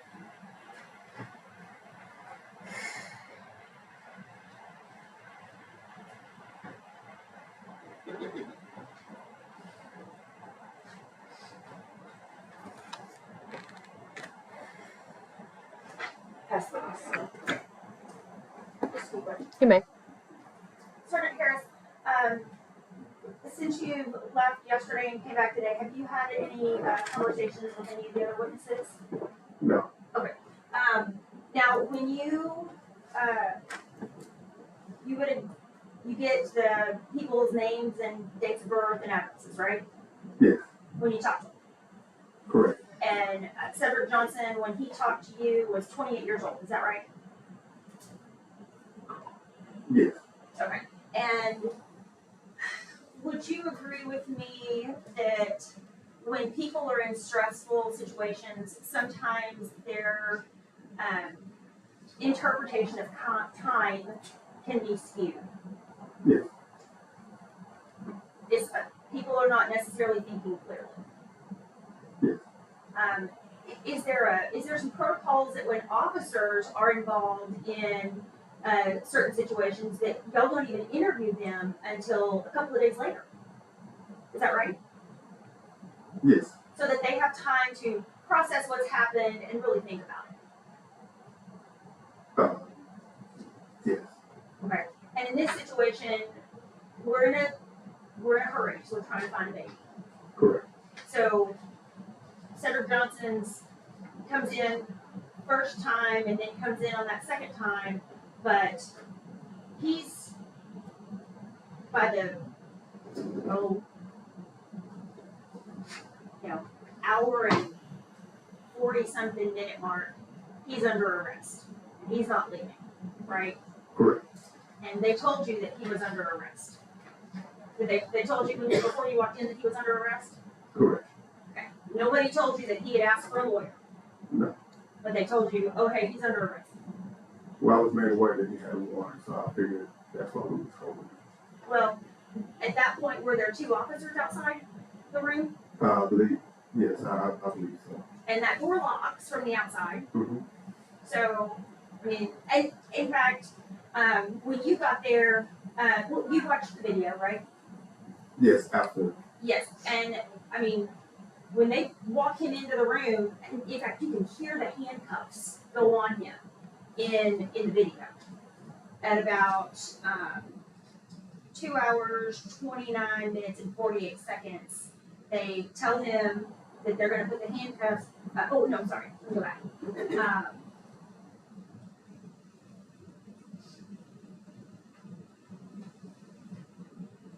You can hear the handcuffs being put on him at about the 2 hour mark, 29 minutes and 58 seconds. We were to go back and listen to that, you could hear those cuffs, they click, click, click, right? Correct. And they tell him, we're only gonna have the cuffs on for a minute or a couple of minutes. Do you remember them saying that? Correct. And that was at about the 2 hour, 29 minutes and 48 seconds. And then Sergeant Herrera says, oh, we'll be with you in a minute. And that's at about the 2 hour, 30 minute, 20 seconds. But you didn't get out there until the 8 hour mark. Correct. Okay. That's not quite a minute, is it? No. No. Hours later. Correct. When he's in those cuffs for almost 2 hours. Did you see that in the video? Correct. They didn't take those cuffs off for hours. Mm-hmm. And he's in a locked room. Yes. With 2 officers behind the door. Correct.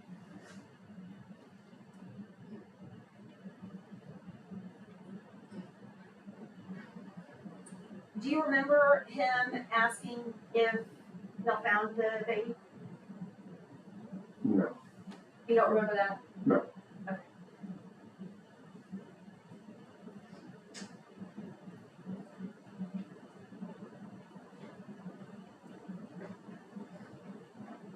If the jury wanted to go back and listen to the videos, they would be able to hear him talking about wanting to know if y'all found the baby. If it's on the video when you want to play it, that's fine.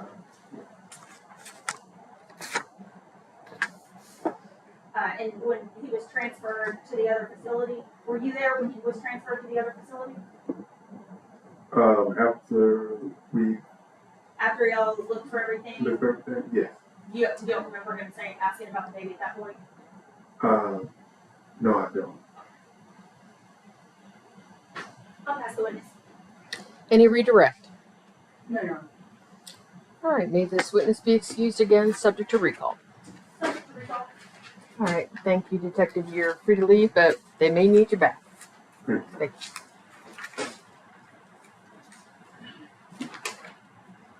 Call your next witness. State House Courtney Perez.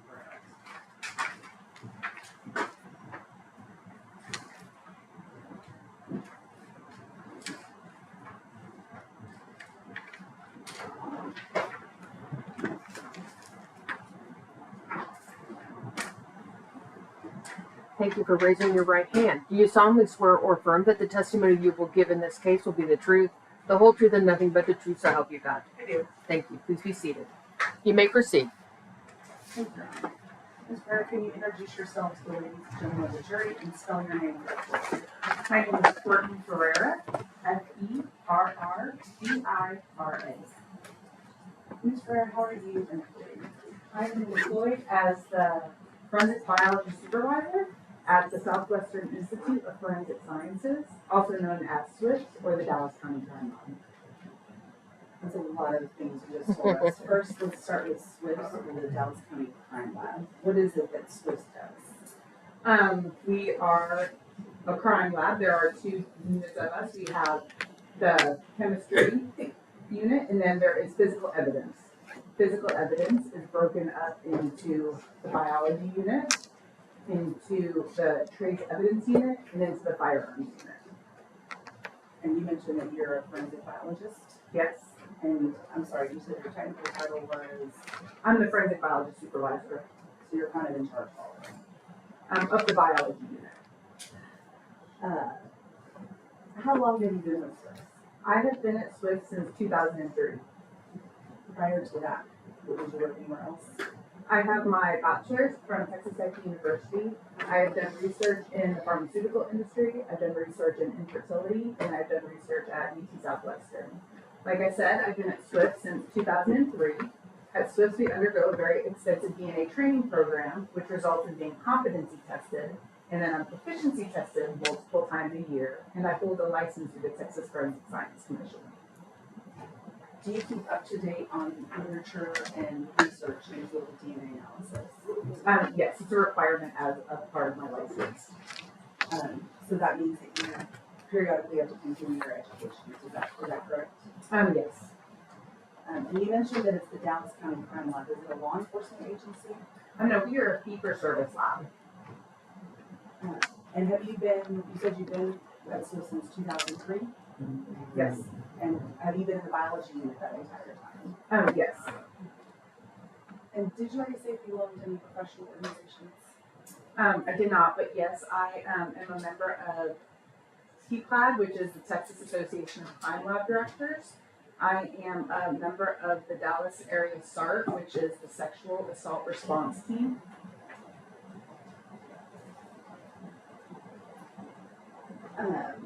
Have you testified in court about DNA? I have. Have you qualified as an expert in the area of DNA in Dallas County courts? Yes. In other jurisdictions as well? Yes. On few or many occasions? On many occasions. Let's talk about DNA just generally. What is it? So as we all know, DNA is what makes us who we are. 99.9% of all of our DNA is the same. We all have 2 arms, 2 legs, nose. What we're looking at is that 0.1% that differs among each one of us. We get half of our DNA from our mothers, and we get half of our DNA from our fathers. And no 2 people, other than identical twins, have the same DNA in the areas we're looking at. And also in the area we're looking at, DNA does not change over time. And basically what our process is that DNA sits in our cells. We want to get the DNA out of the cells. Once we do that, we want to get rid of anything else that might be there and just have the DNA. We then put it onto an instrument that lets us know about how much DNA we have. Next, we put it onto an instrument that you can think of kind of like a Xerox machine, where it makes multiple copies of the DNA. And then finally, we put it onto an instrument that then gives us our DNA profile. If we're able to obtain DNA profiles from items of evidence, we then can make comparisons to known individuals and see if they can be included as potential contributors or if they're excluded as being potential contributors. If we make an inclusion, we want to see how significant an inclusion that is. So we give a statistical weight to that inclusion. And what we typically do is called a random match probability. And that's simply asking the question, if I was to take a randomly selected person from the population, what is the probability that they could have contributed that DNA profile? That's a lot of information. The testing that you've described, is that scientifically, is that generally accepted within the scientific community? Yes. I want to talk to you now about when you get that evidence to test in the lab, specifically with Swiss. What is the procedural steps that happens once a piece of evidence is received? Once an item of evidence is received into the laboratory, it's given a unique number. And that unique case number follows the case throughout its entirety throughout the institute. As items of evidence are submitted, they're given unique numbers under that umbrella of the case number. And it's submitted to evidence registration, and once analysis is requested, specifically by the biology unit, an analyst, typically a serologist, would go and obtain that evidence from evidence registration, and that they would perform any analysis on theirs. Once it comes into our unit, it would first go through serology. And what serology is a screening for biological fluids. So they'll take any samples for if there's blood, if there's seminal fluid. They also will take samples from where somebody might have handled an item, because every time you touch something, you're potentially leaving your DNA. We all shed our skin cells. And so they can take areas of items that someone may have touched or handled. Once those samples are collected and the analysis has been completed, those samples are put in heat seal bags and they're placed into a freezer.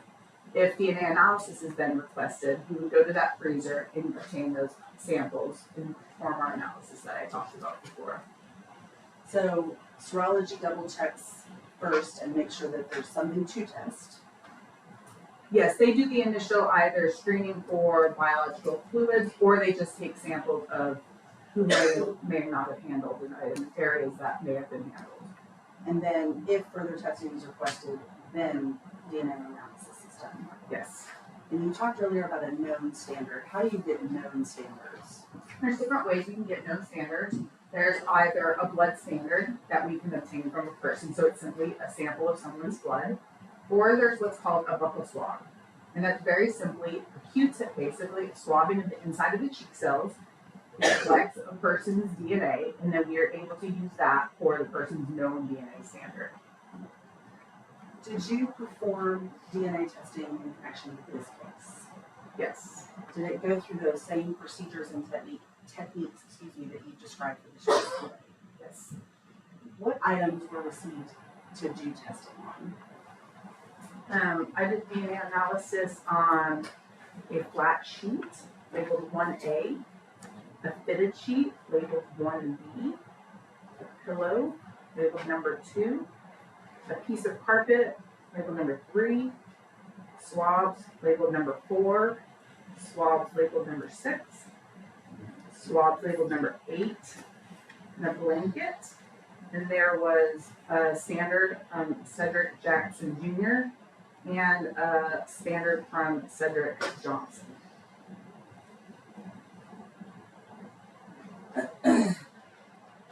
Did you draft a report that is a culmination of the testing you did and the findings that you have?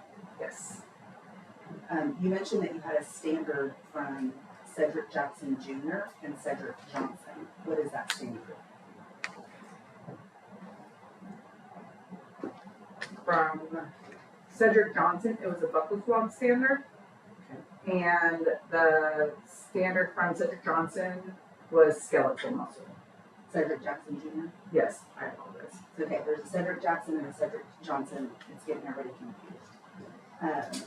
May I approach the witness? You may.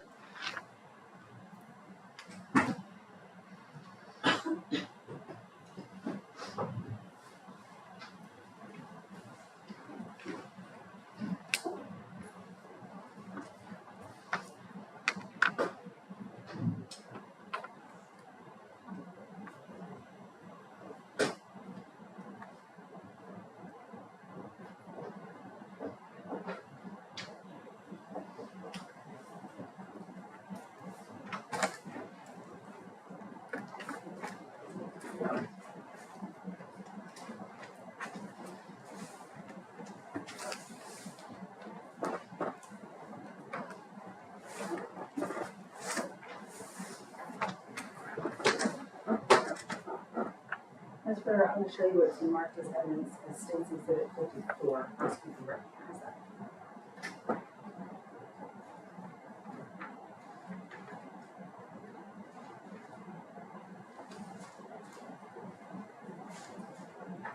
Yes, it's a copy of my report.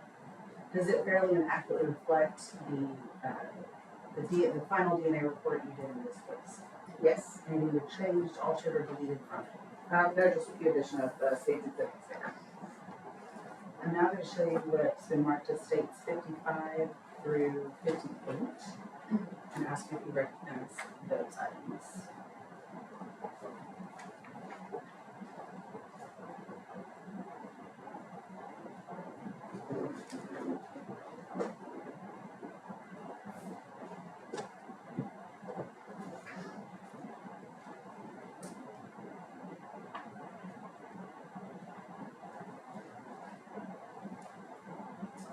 Yes, those are part of the bench notes of the serology.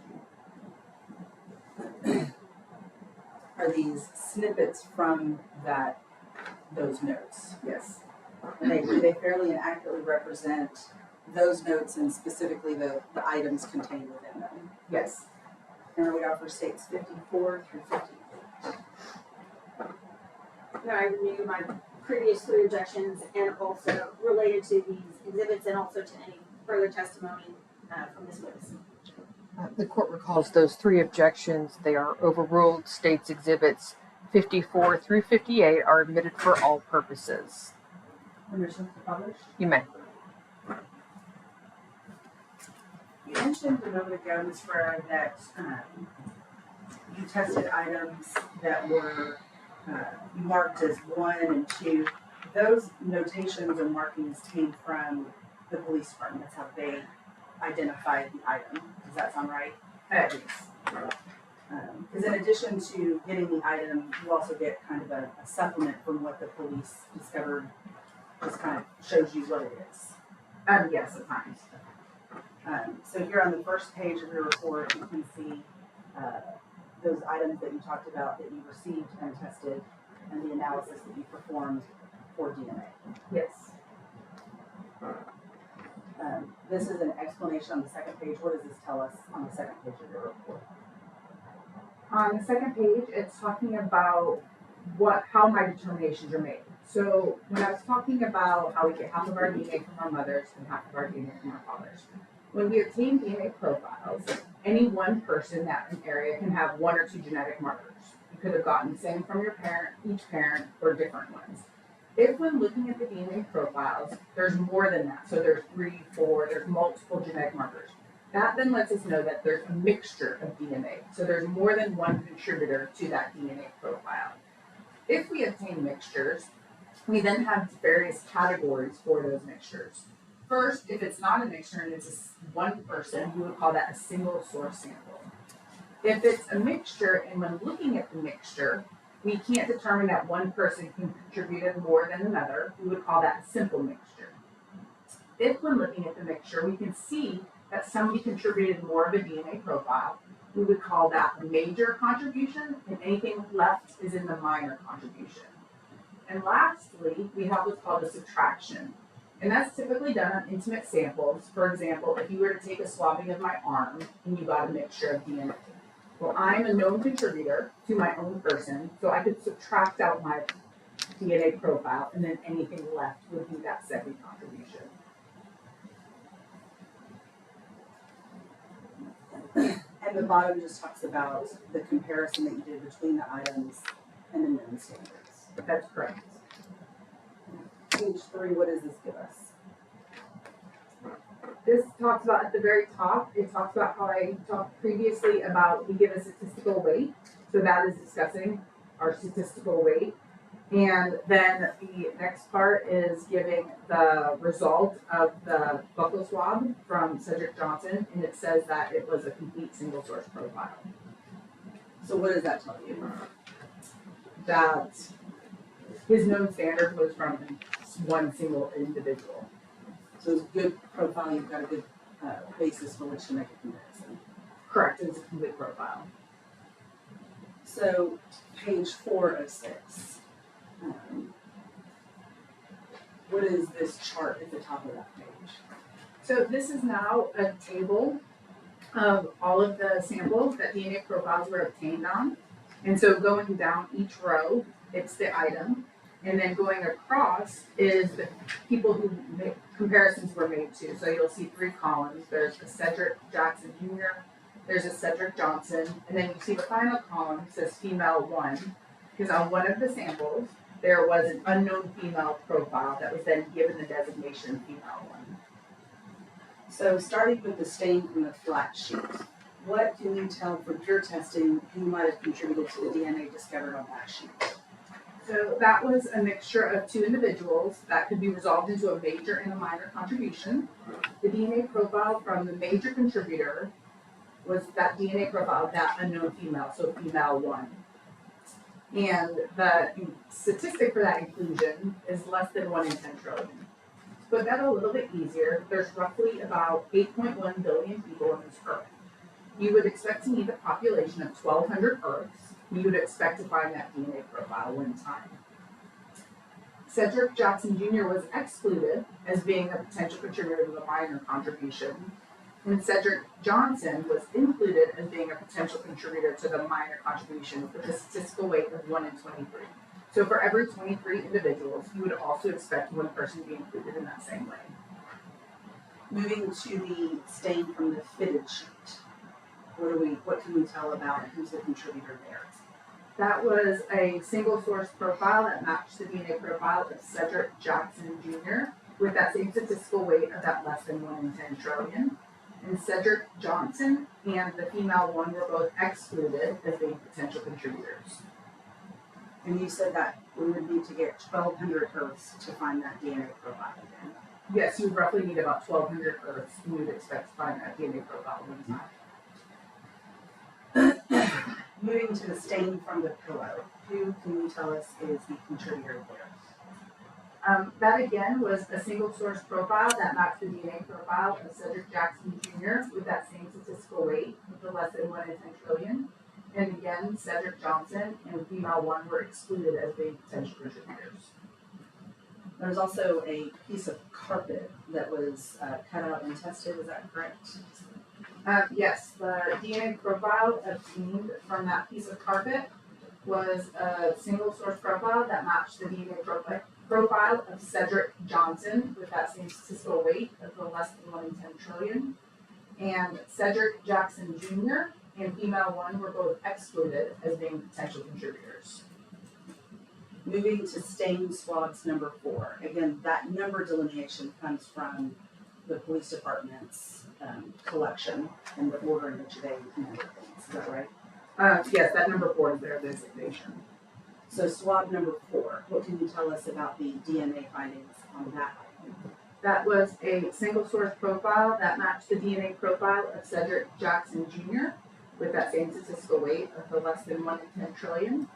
And Cedric Johnson and female one were both excluded as being potential contributors. And swab designated 6. It was again a single source profile. This matched the DNA profile of Cedric Johnson, same statistical weight for the inclusion of the less than 1 in 10 trillion. And Cedric Jackson Jr. and female one were both excluded. And swab 8. That was a mixture of 2 individuals. That was a simple mixture, so you couldn't determine that one person contributed more than the other. Both Cedric Johnson and female one were included as being potential contributors, and that statistical weight is 63 and 100. So for every 100 people, you would expect 63 people would also be included in that same way.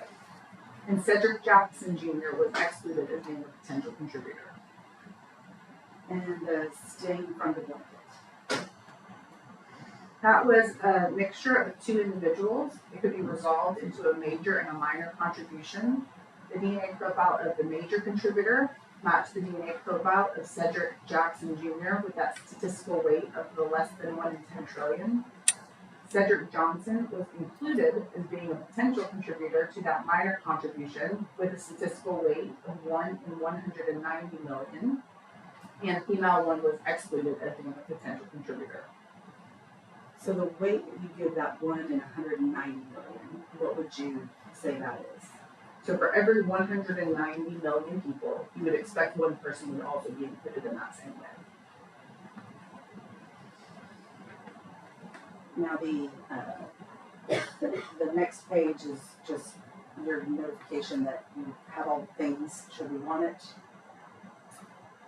Yes, it's just that we retain everything. Typically when we do our testing, we keep half of everything. So for any future testing, we have it. And then for any documentation, any requests, simply ask. And the last page, what is this last page? This is basically a summary of all of the DNA results. So going across the columns are the samples that DNA analysis was performed on. That very first column is the different areas that we're looking at. And then going over are the different samples. And then all of the numbers, when you see them, they're just the genetic markers that were observed at those locations. So along this side, you're saying these are the spots on the DNA that we're looking at. Those are the areas we're looking at, yes.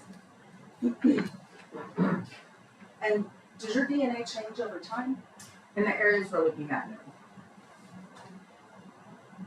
Moving to states 55, What are we seeing there?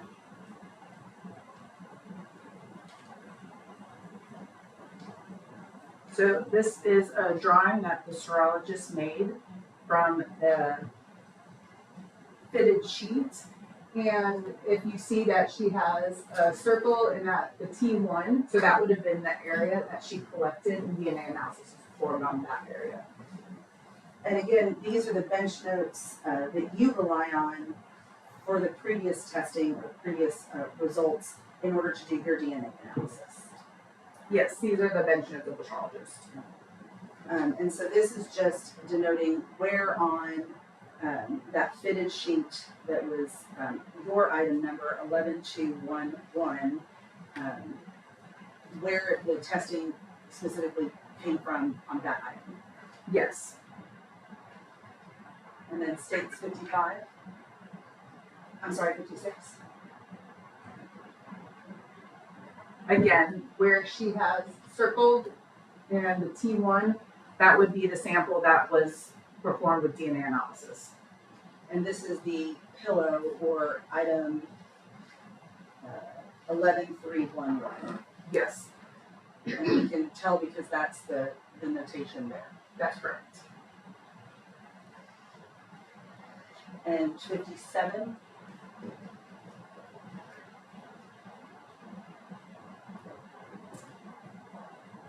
That was 13.1.1, that was the blanket. And again, that T1 is the cutting that moved forward to DNA analysis. And again, it's just letting us know where the analysis occurred. Yes. And 58. This was a picture that was taken of 13.1.1 of how it was presented when she received the item.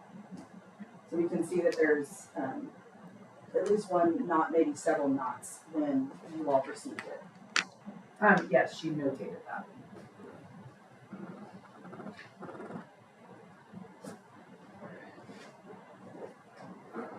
Now you mentioned earlier that whenever items come into the lab to be analyzed, they're given a unique identifying information, or I'm sorry, unique identifying number.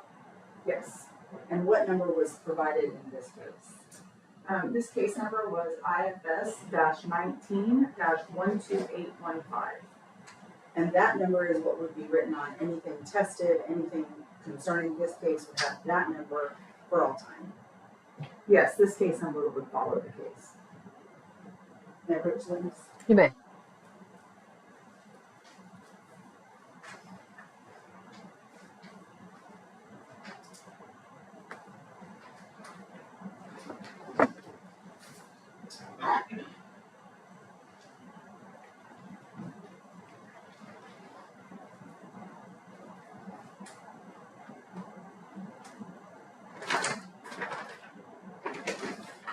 Starting with State's Exhibit 24, can you tell me if you recognize any denotation on this, on the bag?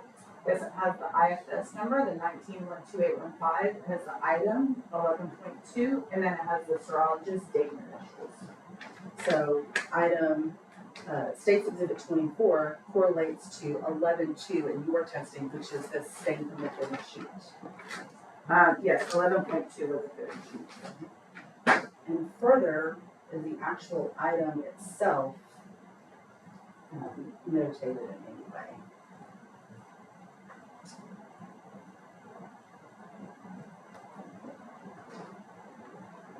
Yes, there is the IFS number, and there is the item number and the initials of the analyst and the date. So we can say with certainty that this is the fitted sheet that's contained within your report.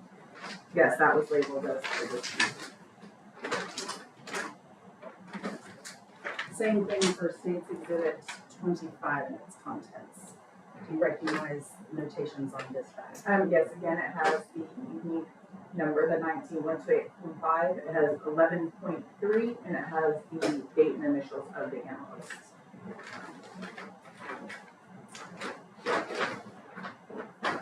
And the item itself? Yes, again, it has the unique number and the date and initials of the analyst. And then notations. And then where the sample was taken was the T1.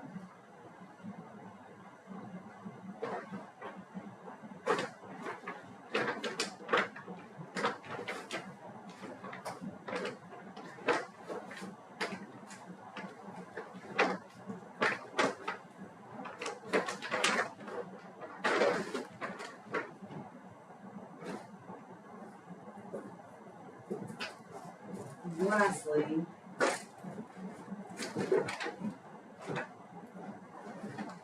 the box and its contents that are labeled states 39. Again, it has the 19-12815, it has number 13, and the date and initials of the analyst. And again, that 13, that correlates to the number that you all provide on the left column of your report. Yes. And then the bag itself. Again, it has the number 13.1 and the date and initials. And so that would be the blanket that is the source of the last result on your DNA analysis, at least in your chart. Yes. And is there any notations or markings? The T1 is there, and then down at the bottom is the case number, the date, and the initials. And again, when you got it, based on the photo that we see from the serologist bench notes, this was all tied up in knots.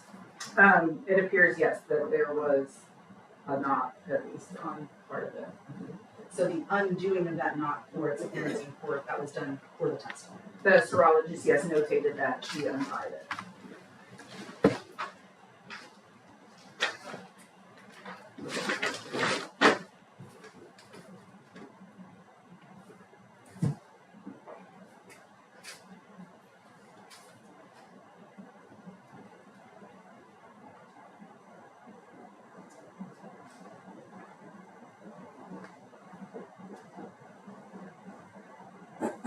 As we saw on your report, specifically the chart, you were able to exclude some individuals from some of the items. Is that correct? Yes. So that can happen. Yes. If someone disagrees with your result, can it be verified? As I said before, we maintain half of the evidence, and there's always evidence left to go back to for retesting. If you were to consume an entire sample, would that conversation happen ahead of time? Yes, we are given typically written permission if we're ever going to consume a sample. That didn't happen in this case. No. The opinions you've expressed are based not only on your training, education, experience, but also well-recognized and established principles and recognized in the field of DNA analysis. Is that correct? That's correct. I'll pass it. Cross-examination. Hello, ma'am, how are you today? I'm good, thank you. If someone is sleeping on a pillow daily, would you expect their DNA to be there? Yes, and the DNA that we, our testing does not say how DNA gets anywhere or how long it's been. We simply can testify to what the results are. So you just answered my next two questions. There's no dating DNA. That's correct. There's no magic wand where you can say, oh, this is how it went there. That's correct. I can simply say what the results are from those particular items, not how they went down. Thank you. I'll pass it. Any redirect? No. All right, may this witness be finally excused. No objection. No objection. All right, thank you for being here today. You are free to leave and go about your business. All right, ladies and gentlemen of the jury, it is now 12:08. We will go ahead and...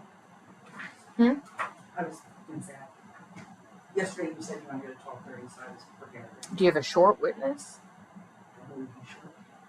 Okay, we'll call your next witness. I would like to approach you real quickly. All right. on this witness. Okay.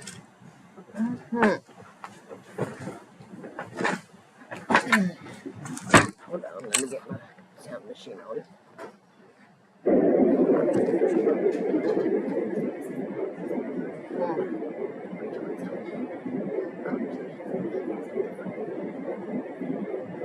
autopsy was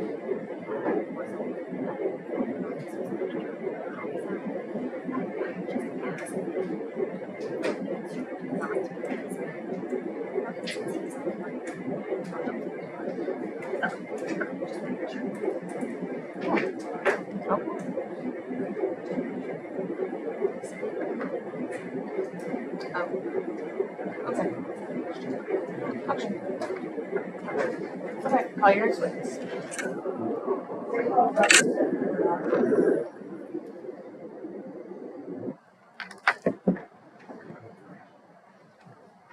Oh, Dr. Bernard. Hello. You snuck up on me. Good to see you. I see that your right hand is raised. Do you solemnly swear or affirm that the testimony you will give in this case will be the truth, the whole truth, and nothing but the truth, so help you God? I do. Thank you. Please be seated. You may proceed. May I have a moment to have that brief word? Yes.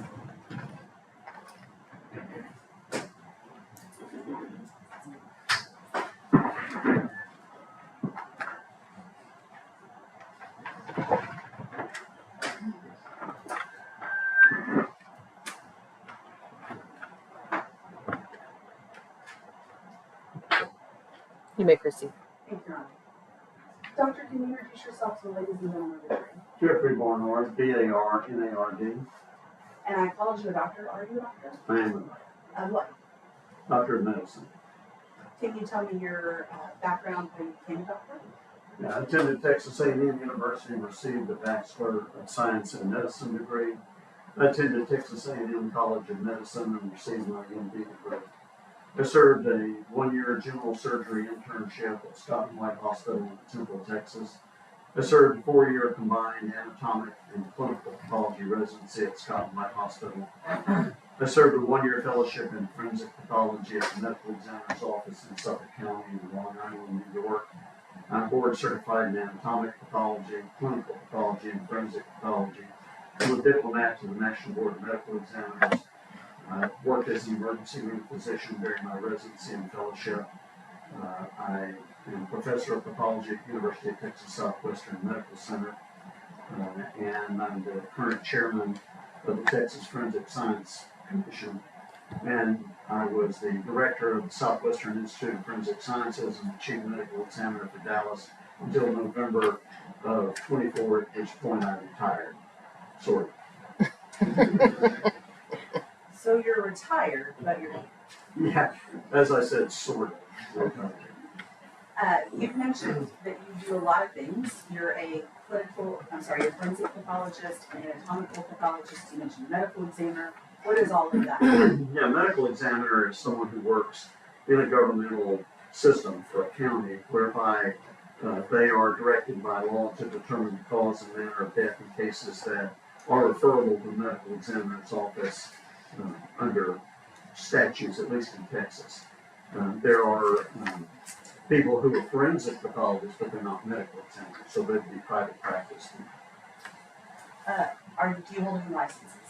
Yes, I have a license in Texas, I've been licensed in New York, and I have a license in California. To practice medicine? To practice medicine. What is an autopsy? An autopsy is both an external and an internal examination of the body.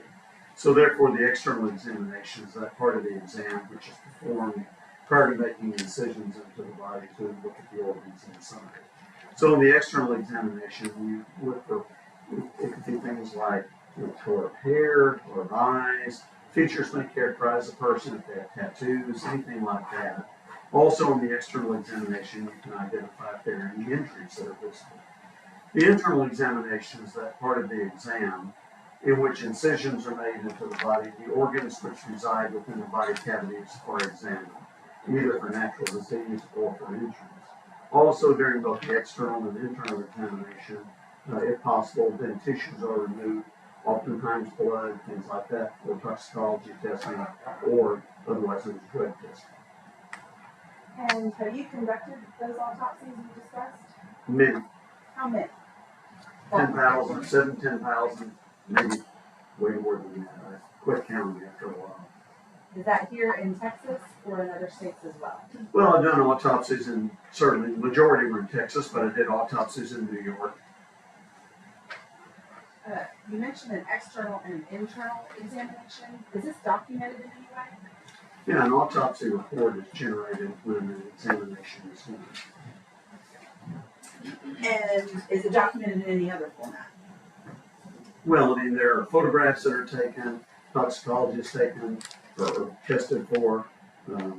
Tissues can be removed for microscopic examination. They're all part of the autopsy.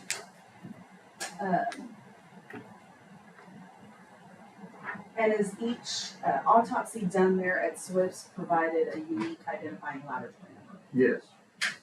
And is that a lab number that follows that case throughout its life at Swift's? Yeah, in this particular computer system it is. And before we built this office, every different area had a different number. And so I made the decision that it all needed to be one number so it could be followed easily. So you're the reason we could follow it? Yeah, I'm the reason that everybody hates the computer system because you're blending both a medical examiner section and a crime lab. And so trying to carry all that data into a database as well as maintain the computer is challenging to say the least. So you're housed at the Southwest Institute of Forensic Sciences, or SWIFS, as we talked about, or you used to be. Right. As well as the crime lab. Right. Medical examiner's office and crime lab are housed in the same building, although there are several buildings. It's the same campus. I want to talk to you about, was an autopsy performed on Cedric Jackson Jr.? Yes. When was that performed? That examination was performed the 12th of July, 2019. Was there a notation about the condition of the body? Yes, as part of the external examination, as well as the internal examination. What was the initial notation about the examination of the body? Well, there was decomposition that was present, as well as portions of the body were missing. Did that hinder your ability or the ability to do an autopsy? Well, it doesn't hinder the ability to necessarily do an examination of what you have to examine. It certainly precludes the ability to examine what is not available. And you indicated that a report is done on every autopsy. Yes. And photographs are taken of every autopsy. That's correct. And that's done to document exactly what you've done. Well, that's to document relevant findings, but in a sense, the answer is yes. You may.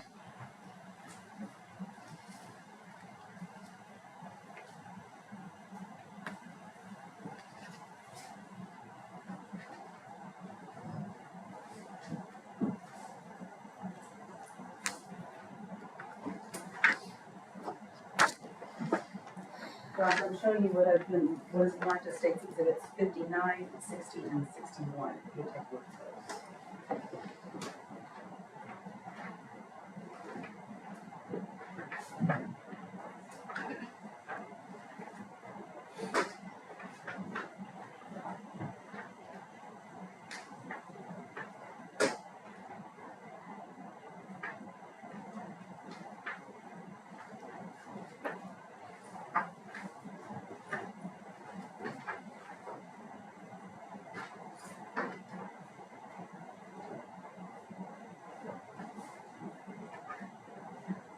Yes. Do you recognize 59, 60, and 61? Yes. And what are they? 59 is a copy of the autopsy report. 60 is an x-ray that was taken at the time of the examination of the autopsy. And 61 is a photograph with a unique number showing the back portion of the deceased body. And do these fairly and accurately represent the condition that you received this body in? And does the State 59 report fairly and accurately represent the autopsy that was done? Yes. Anything been altered, changed, deleted since the time that it was created? No. We offer States 59, 60, and 61. Same for the objection, Your Honor, to the exhibits and to any testimony related to the autopsy of the complainant. The court recalls those three objections and they are overruled. States Exhibits 59, 60, and 61 are admitted for all purposes.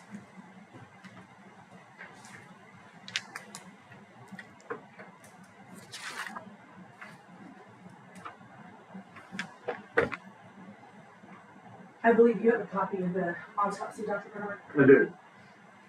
So going through that, on states 59,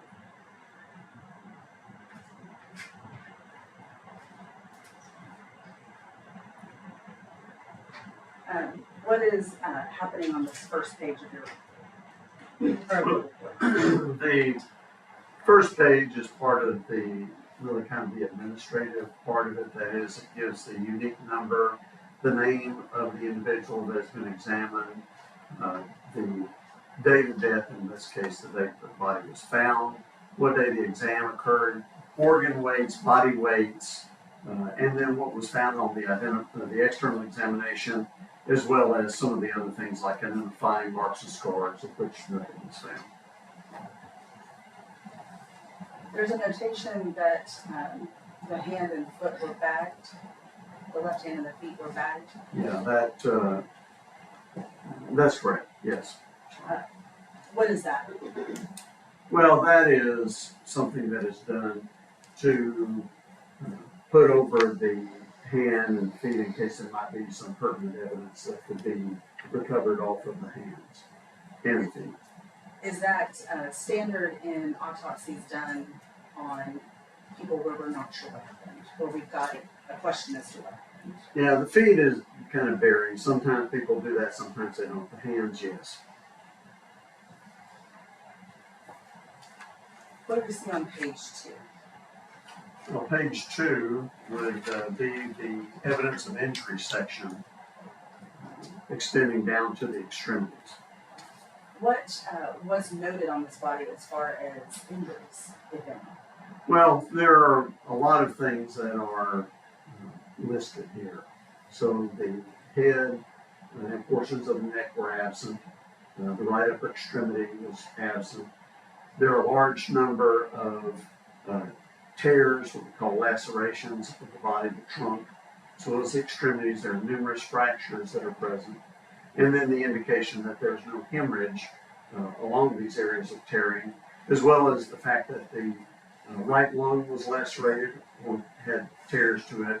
The liver and the spleen were also injured, and the mesentery, which is that portion that carries the blood supply to the intestines, was also torn. A lot of injuries. Yes. If those injuries had happened antemortem, or that is before death, would you expect to see any evidence of that within your examination? Yes, I'd expect to see if you've lacerated the liver in someone who's alive, you're going to have bleeding from it. It's a very vascular organ. Same thing with the lung, same thing with the spleen. So in this case, all those injuries you described, was there bleeding associated with those lacerations or tears? No. What does that tell you, doctor? Well, that looks like these post-mortem injuries. And is that consistent with your understanding of where this body was found? Yes, it's consistent that, based on seeing this, that something heavy rolled over. There may have been more equipment there that would have caused some of these. Page 3, what is on that page? Is it more of what we've already talked about? Well, that covers the extremities or lack thereof extremities, injuries to the extremities, a couple of areas that had some discoloration, which is probably hemorrhage, but they were very small areas. One was in the left forearm, one was behind the left knee. Those are very focal injuries, very small. And then it goes into the evidence that was submitted as well as the internal examination. So those, you noted 2 areas specifically that had that discoloration that indicate to you there was bleeding associated with whatever those injuries were. Well, I think those are consistent with being real bruises, as compared to all the other things that have no bleeding whatsoever that I think are post-mortem. And that one of them was on the forearm and the other one was behind the knee. Right. And your understanding is this child was 18 months old? Yes. Fair to say that those bruises couldn't have come from just walking and bumping into stuff? Yeah, I wouldn't be able to say what they came from. I mean, they certainly make it down. And then you said evidence that was submitted, that was the bags that you were talking about? Yeah, bag from the hand, bag from the feet, blood standard, and sexual activity kit. And that sexual activity kit, that's not anything unique or specific. It's just something when you have a body that's in a form like this or an unknown, is that a standard procedure in an autopsy? Well, I mean, every, medical examiners have to make decisions on what they're going to take for evidence. But in a case like this, there's every reason that you would do a sexual activity. Moving to at the bottom of that page, we begin the internal examination. That's correct. Following that procedure, you told us about the external exam, and then you moved to the internal exam. That's right. What, if anything, did we learn on the internal exam of this body? Well, as I said before, on the evidence of injury, there was description of injuries to the liver, spleen, and lung. But as far as once you take away anything that was injury, there were no real significant findings on the internal examination. As far as natural disease. Page 4, more of the same. Yes, and the included anthropology consultation report. Is that normal? Well, in the case where you have fractures or you have a child, almost every child that is autopsied under questionable circumstances, we would request an anthropologist to evaluate that. And what's the purpose of that? Yeah, you're looking to see if there are any sort of animal or injuries, anything that you might miss that are very subtle. I mean, I can see an open fracture very easily, but if you have some very subtle cracks, that's what they're trying to do. And we have an anthropologist at Swift's currently. And so this is just more information concerning any injuries. Right. And were there more injuries than you've already told us about? Yeah, there are multiple fractures of the ribs and vertebral column, again, that were recent and had no evidence of any sort of healing changes. And then page 5. Page 5 is a little bit more of the anthropology examination and then the microscopic examination of tissues that were examined from the autopsy. And what's the purpose of examining these tissues? Well, in a case like this, well, in any case, you're looking for any sort of natural disease. Is there anything there that might give you a cause of death, or that there is a chronic disease process? And was there any evidence of that when you did the microscopic evaluation for tissues? Well, there was nothing except postmortem changes that we're seeing. So no evidence of natural disease or process. Right. Page 6. Page 6 is the toxicology report. When I look at this toxicology report and I see ethanol, I go, whoa, what are we talking about? This is an 18-month-old. What does that mean for us, doctor? Well, I mean, ethanol is present, and that is the same compound you see with drinking alcohol. But with decomposition, you can generate ethanol as part of the decomposing process. So this was evaluated in skeletal muscle, I think. And so in a decomposing process, you really can't separate out intermortem from just decomposition. And I cannot equate when you take a quantity of an organ and translate what that could have been in the bloodstream. But it's present. And page 7, is that just kind of an overall conclusion or findings? Well, that lists the findings and the conclusions. Okay. And the findings we can see are a bunch of blunt force injuries. Yes, And again, those are the ones you've already told us about. that's right. All post-mortem to the best of our ability to document. Now, there's nothing in here that would be able to identify that they were anymore. And then the conclusion at the end. What is the ultimate conclusion of this autopsy? The ultimate conclusion is that Cedric Jackson Jr. Died from undetermined causes and that the manner of death was undetermined. And why is it undetermined, doctor? Well, there wasn't a conclusive finding that would allow you to rule a cause of death. If you had the head and the upper extremity, you have more to examine to see if there's an injury or if there was a natural disease. But because of what you have, there was really nothing there that indicated one way or the other which way this went. And the final page is the signatures of the medical examiners who did the autopsy and reviewed it. Yes. And there are 3 signatures. Right.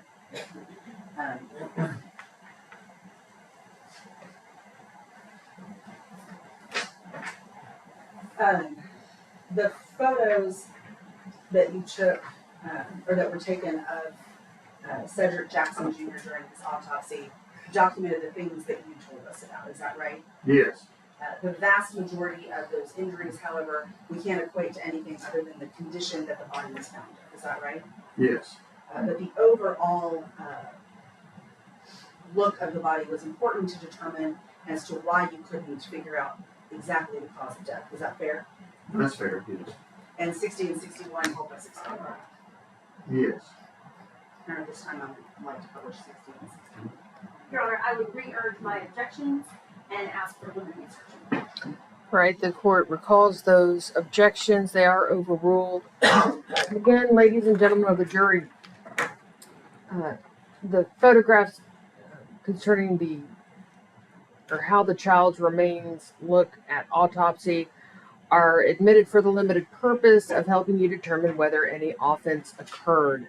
You may not consider this evidence for any other purpose. You must not let any emotional response to the evidence, such as the circumstances in which the remains were found or their condition, influence your consideration of the facts. Your decision must be solely based on the evidence presented and the law to be presented by the court.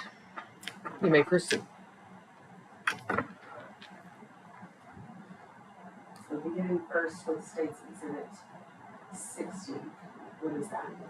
That is a post-mortem x-ray that was taken with the scanning x-ray at the medical examiner's office.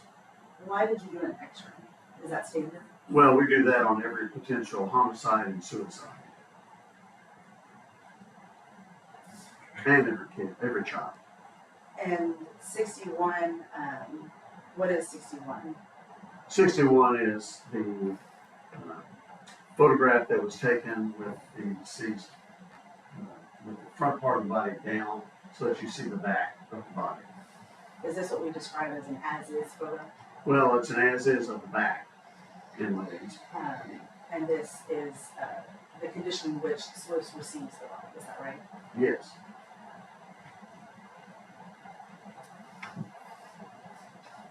And that's the back.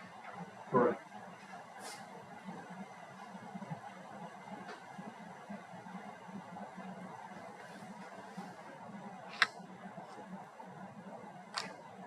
I'll pass it. Cross-examination. Thank you. Dr. Bernard, post-mortem means after death. Yes, ma'am. So, but for 2 bruises, one on the forearm and one on the knee, conclusion is these are all injuries after death. Yes.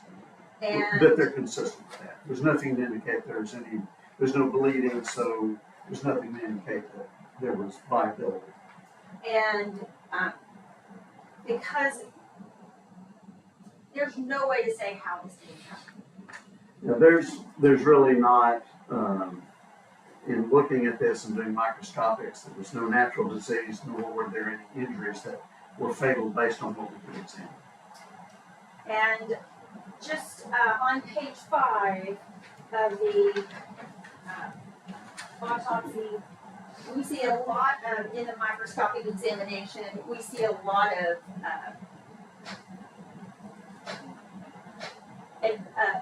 autolysis and advanced autolysis. That's cell decomposition. Right, that is non-bacterial changes. That's what enzymatic changes do. And then, would you expect there to be microbial changes in any body that was outside in July with 95 degrees buried under 6 inches of dirt? Yeah, it wouldn't really matter whether they're buried under dirt or not. I mean, with the hot summer weather, bacteria within your system from the intestines will propagate post-mortem, and the higher the temperature, the more rapidly that occurs. So that's not unexpected at all. And that post-mortem or after death microbial production creates ethanol. Yes, yes. Thank you. Pass the witness. Can you redirect? Briefly, Your Honor. And again, Doctor, there were no natural processes of death noted. Right, there is no evidence of a natural disease process.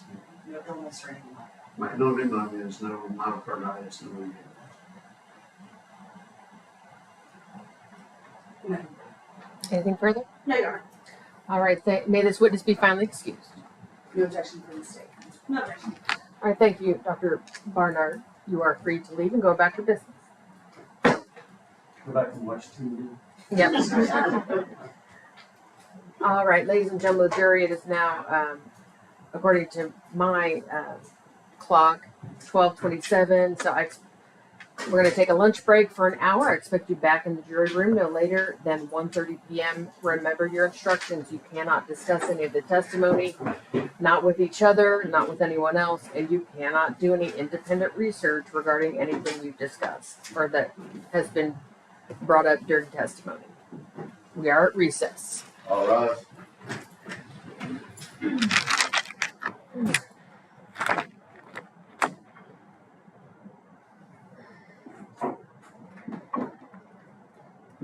I do need the attorneys to hold on.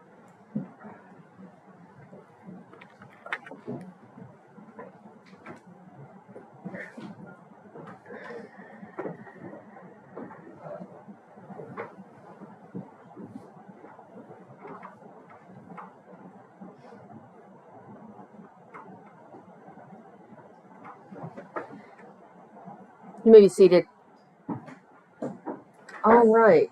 Do you have more witnesses after lunch? Okay. So, with the information, we're still on the record, with the information that the state intends to rest its case, does the defense have anything to put on the record at this time, or do you want to wait until 1:30?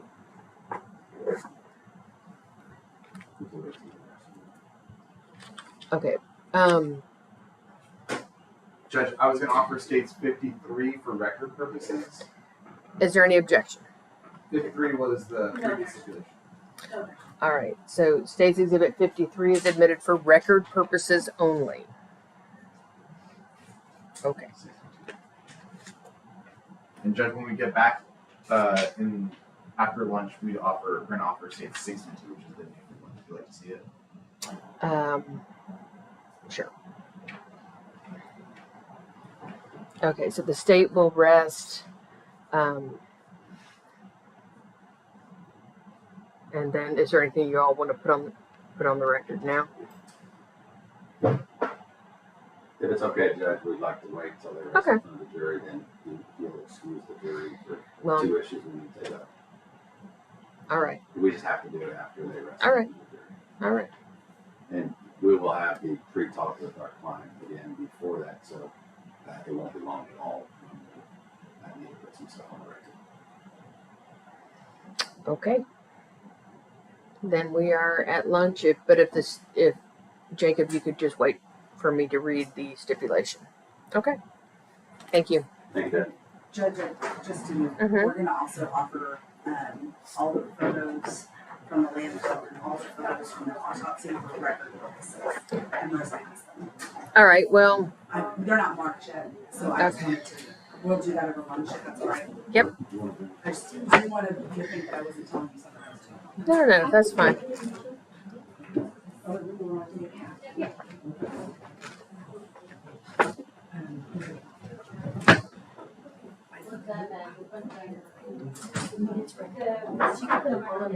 Yeah.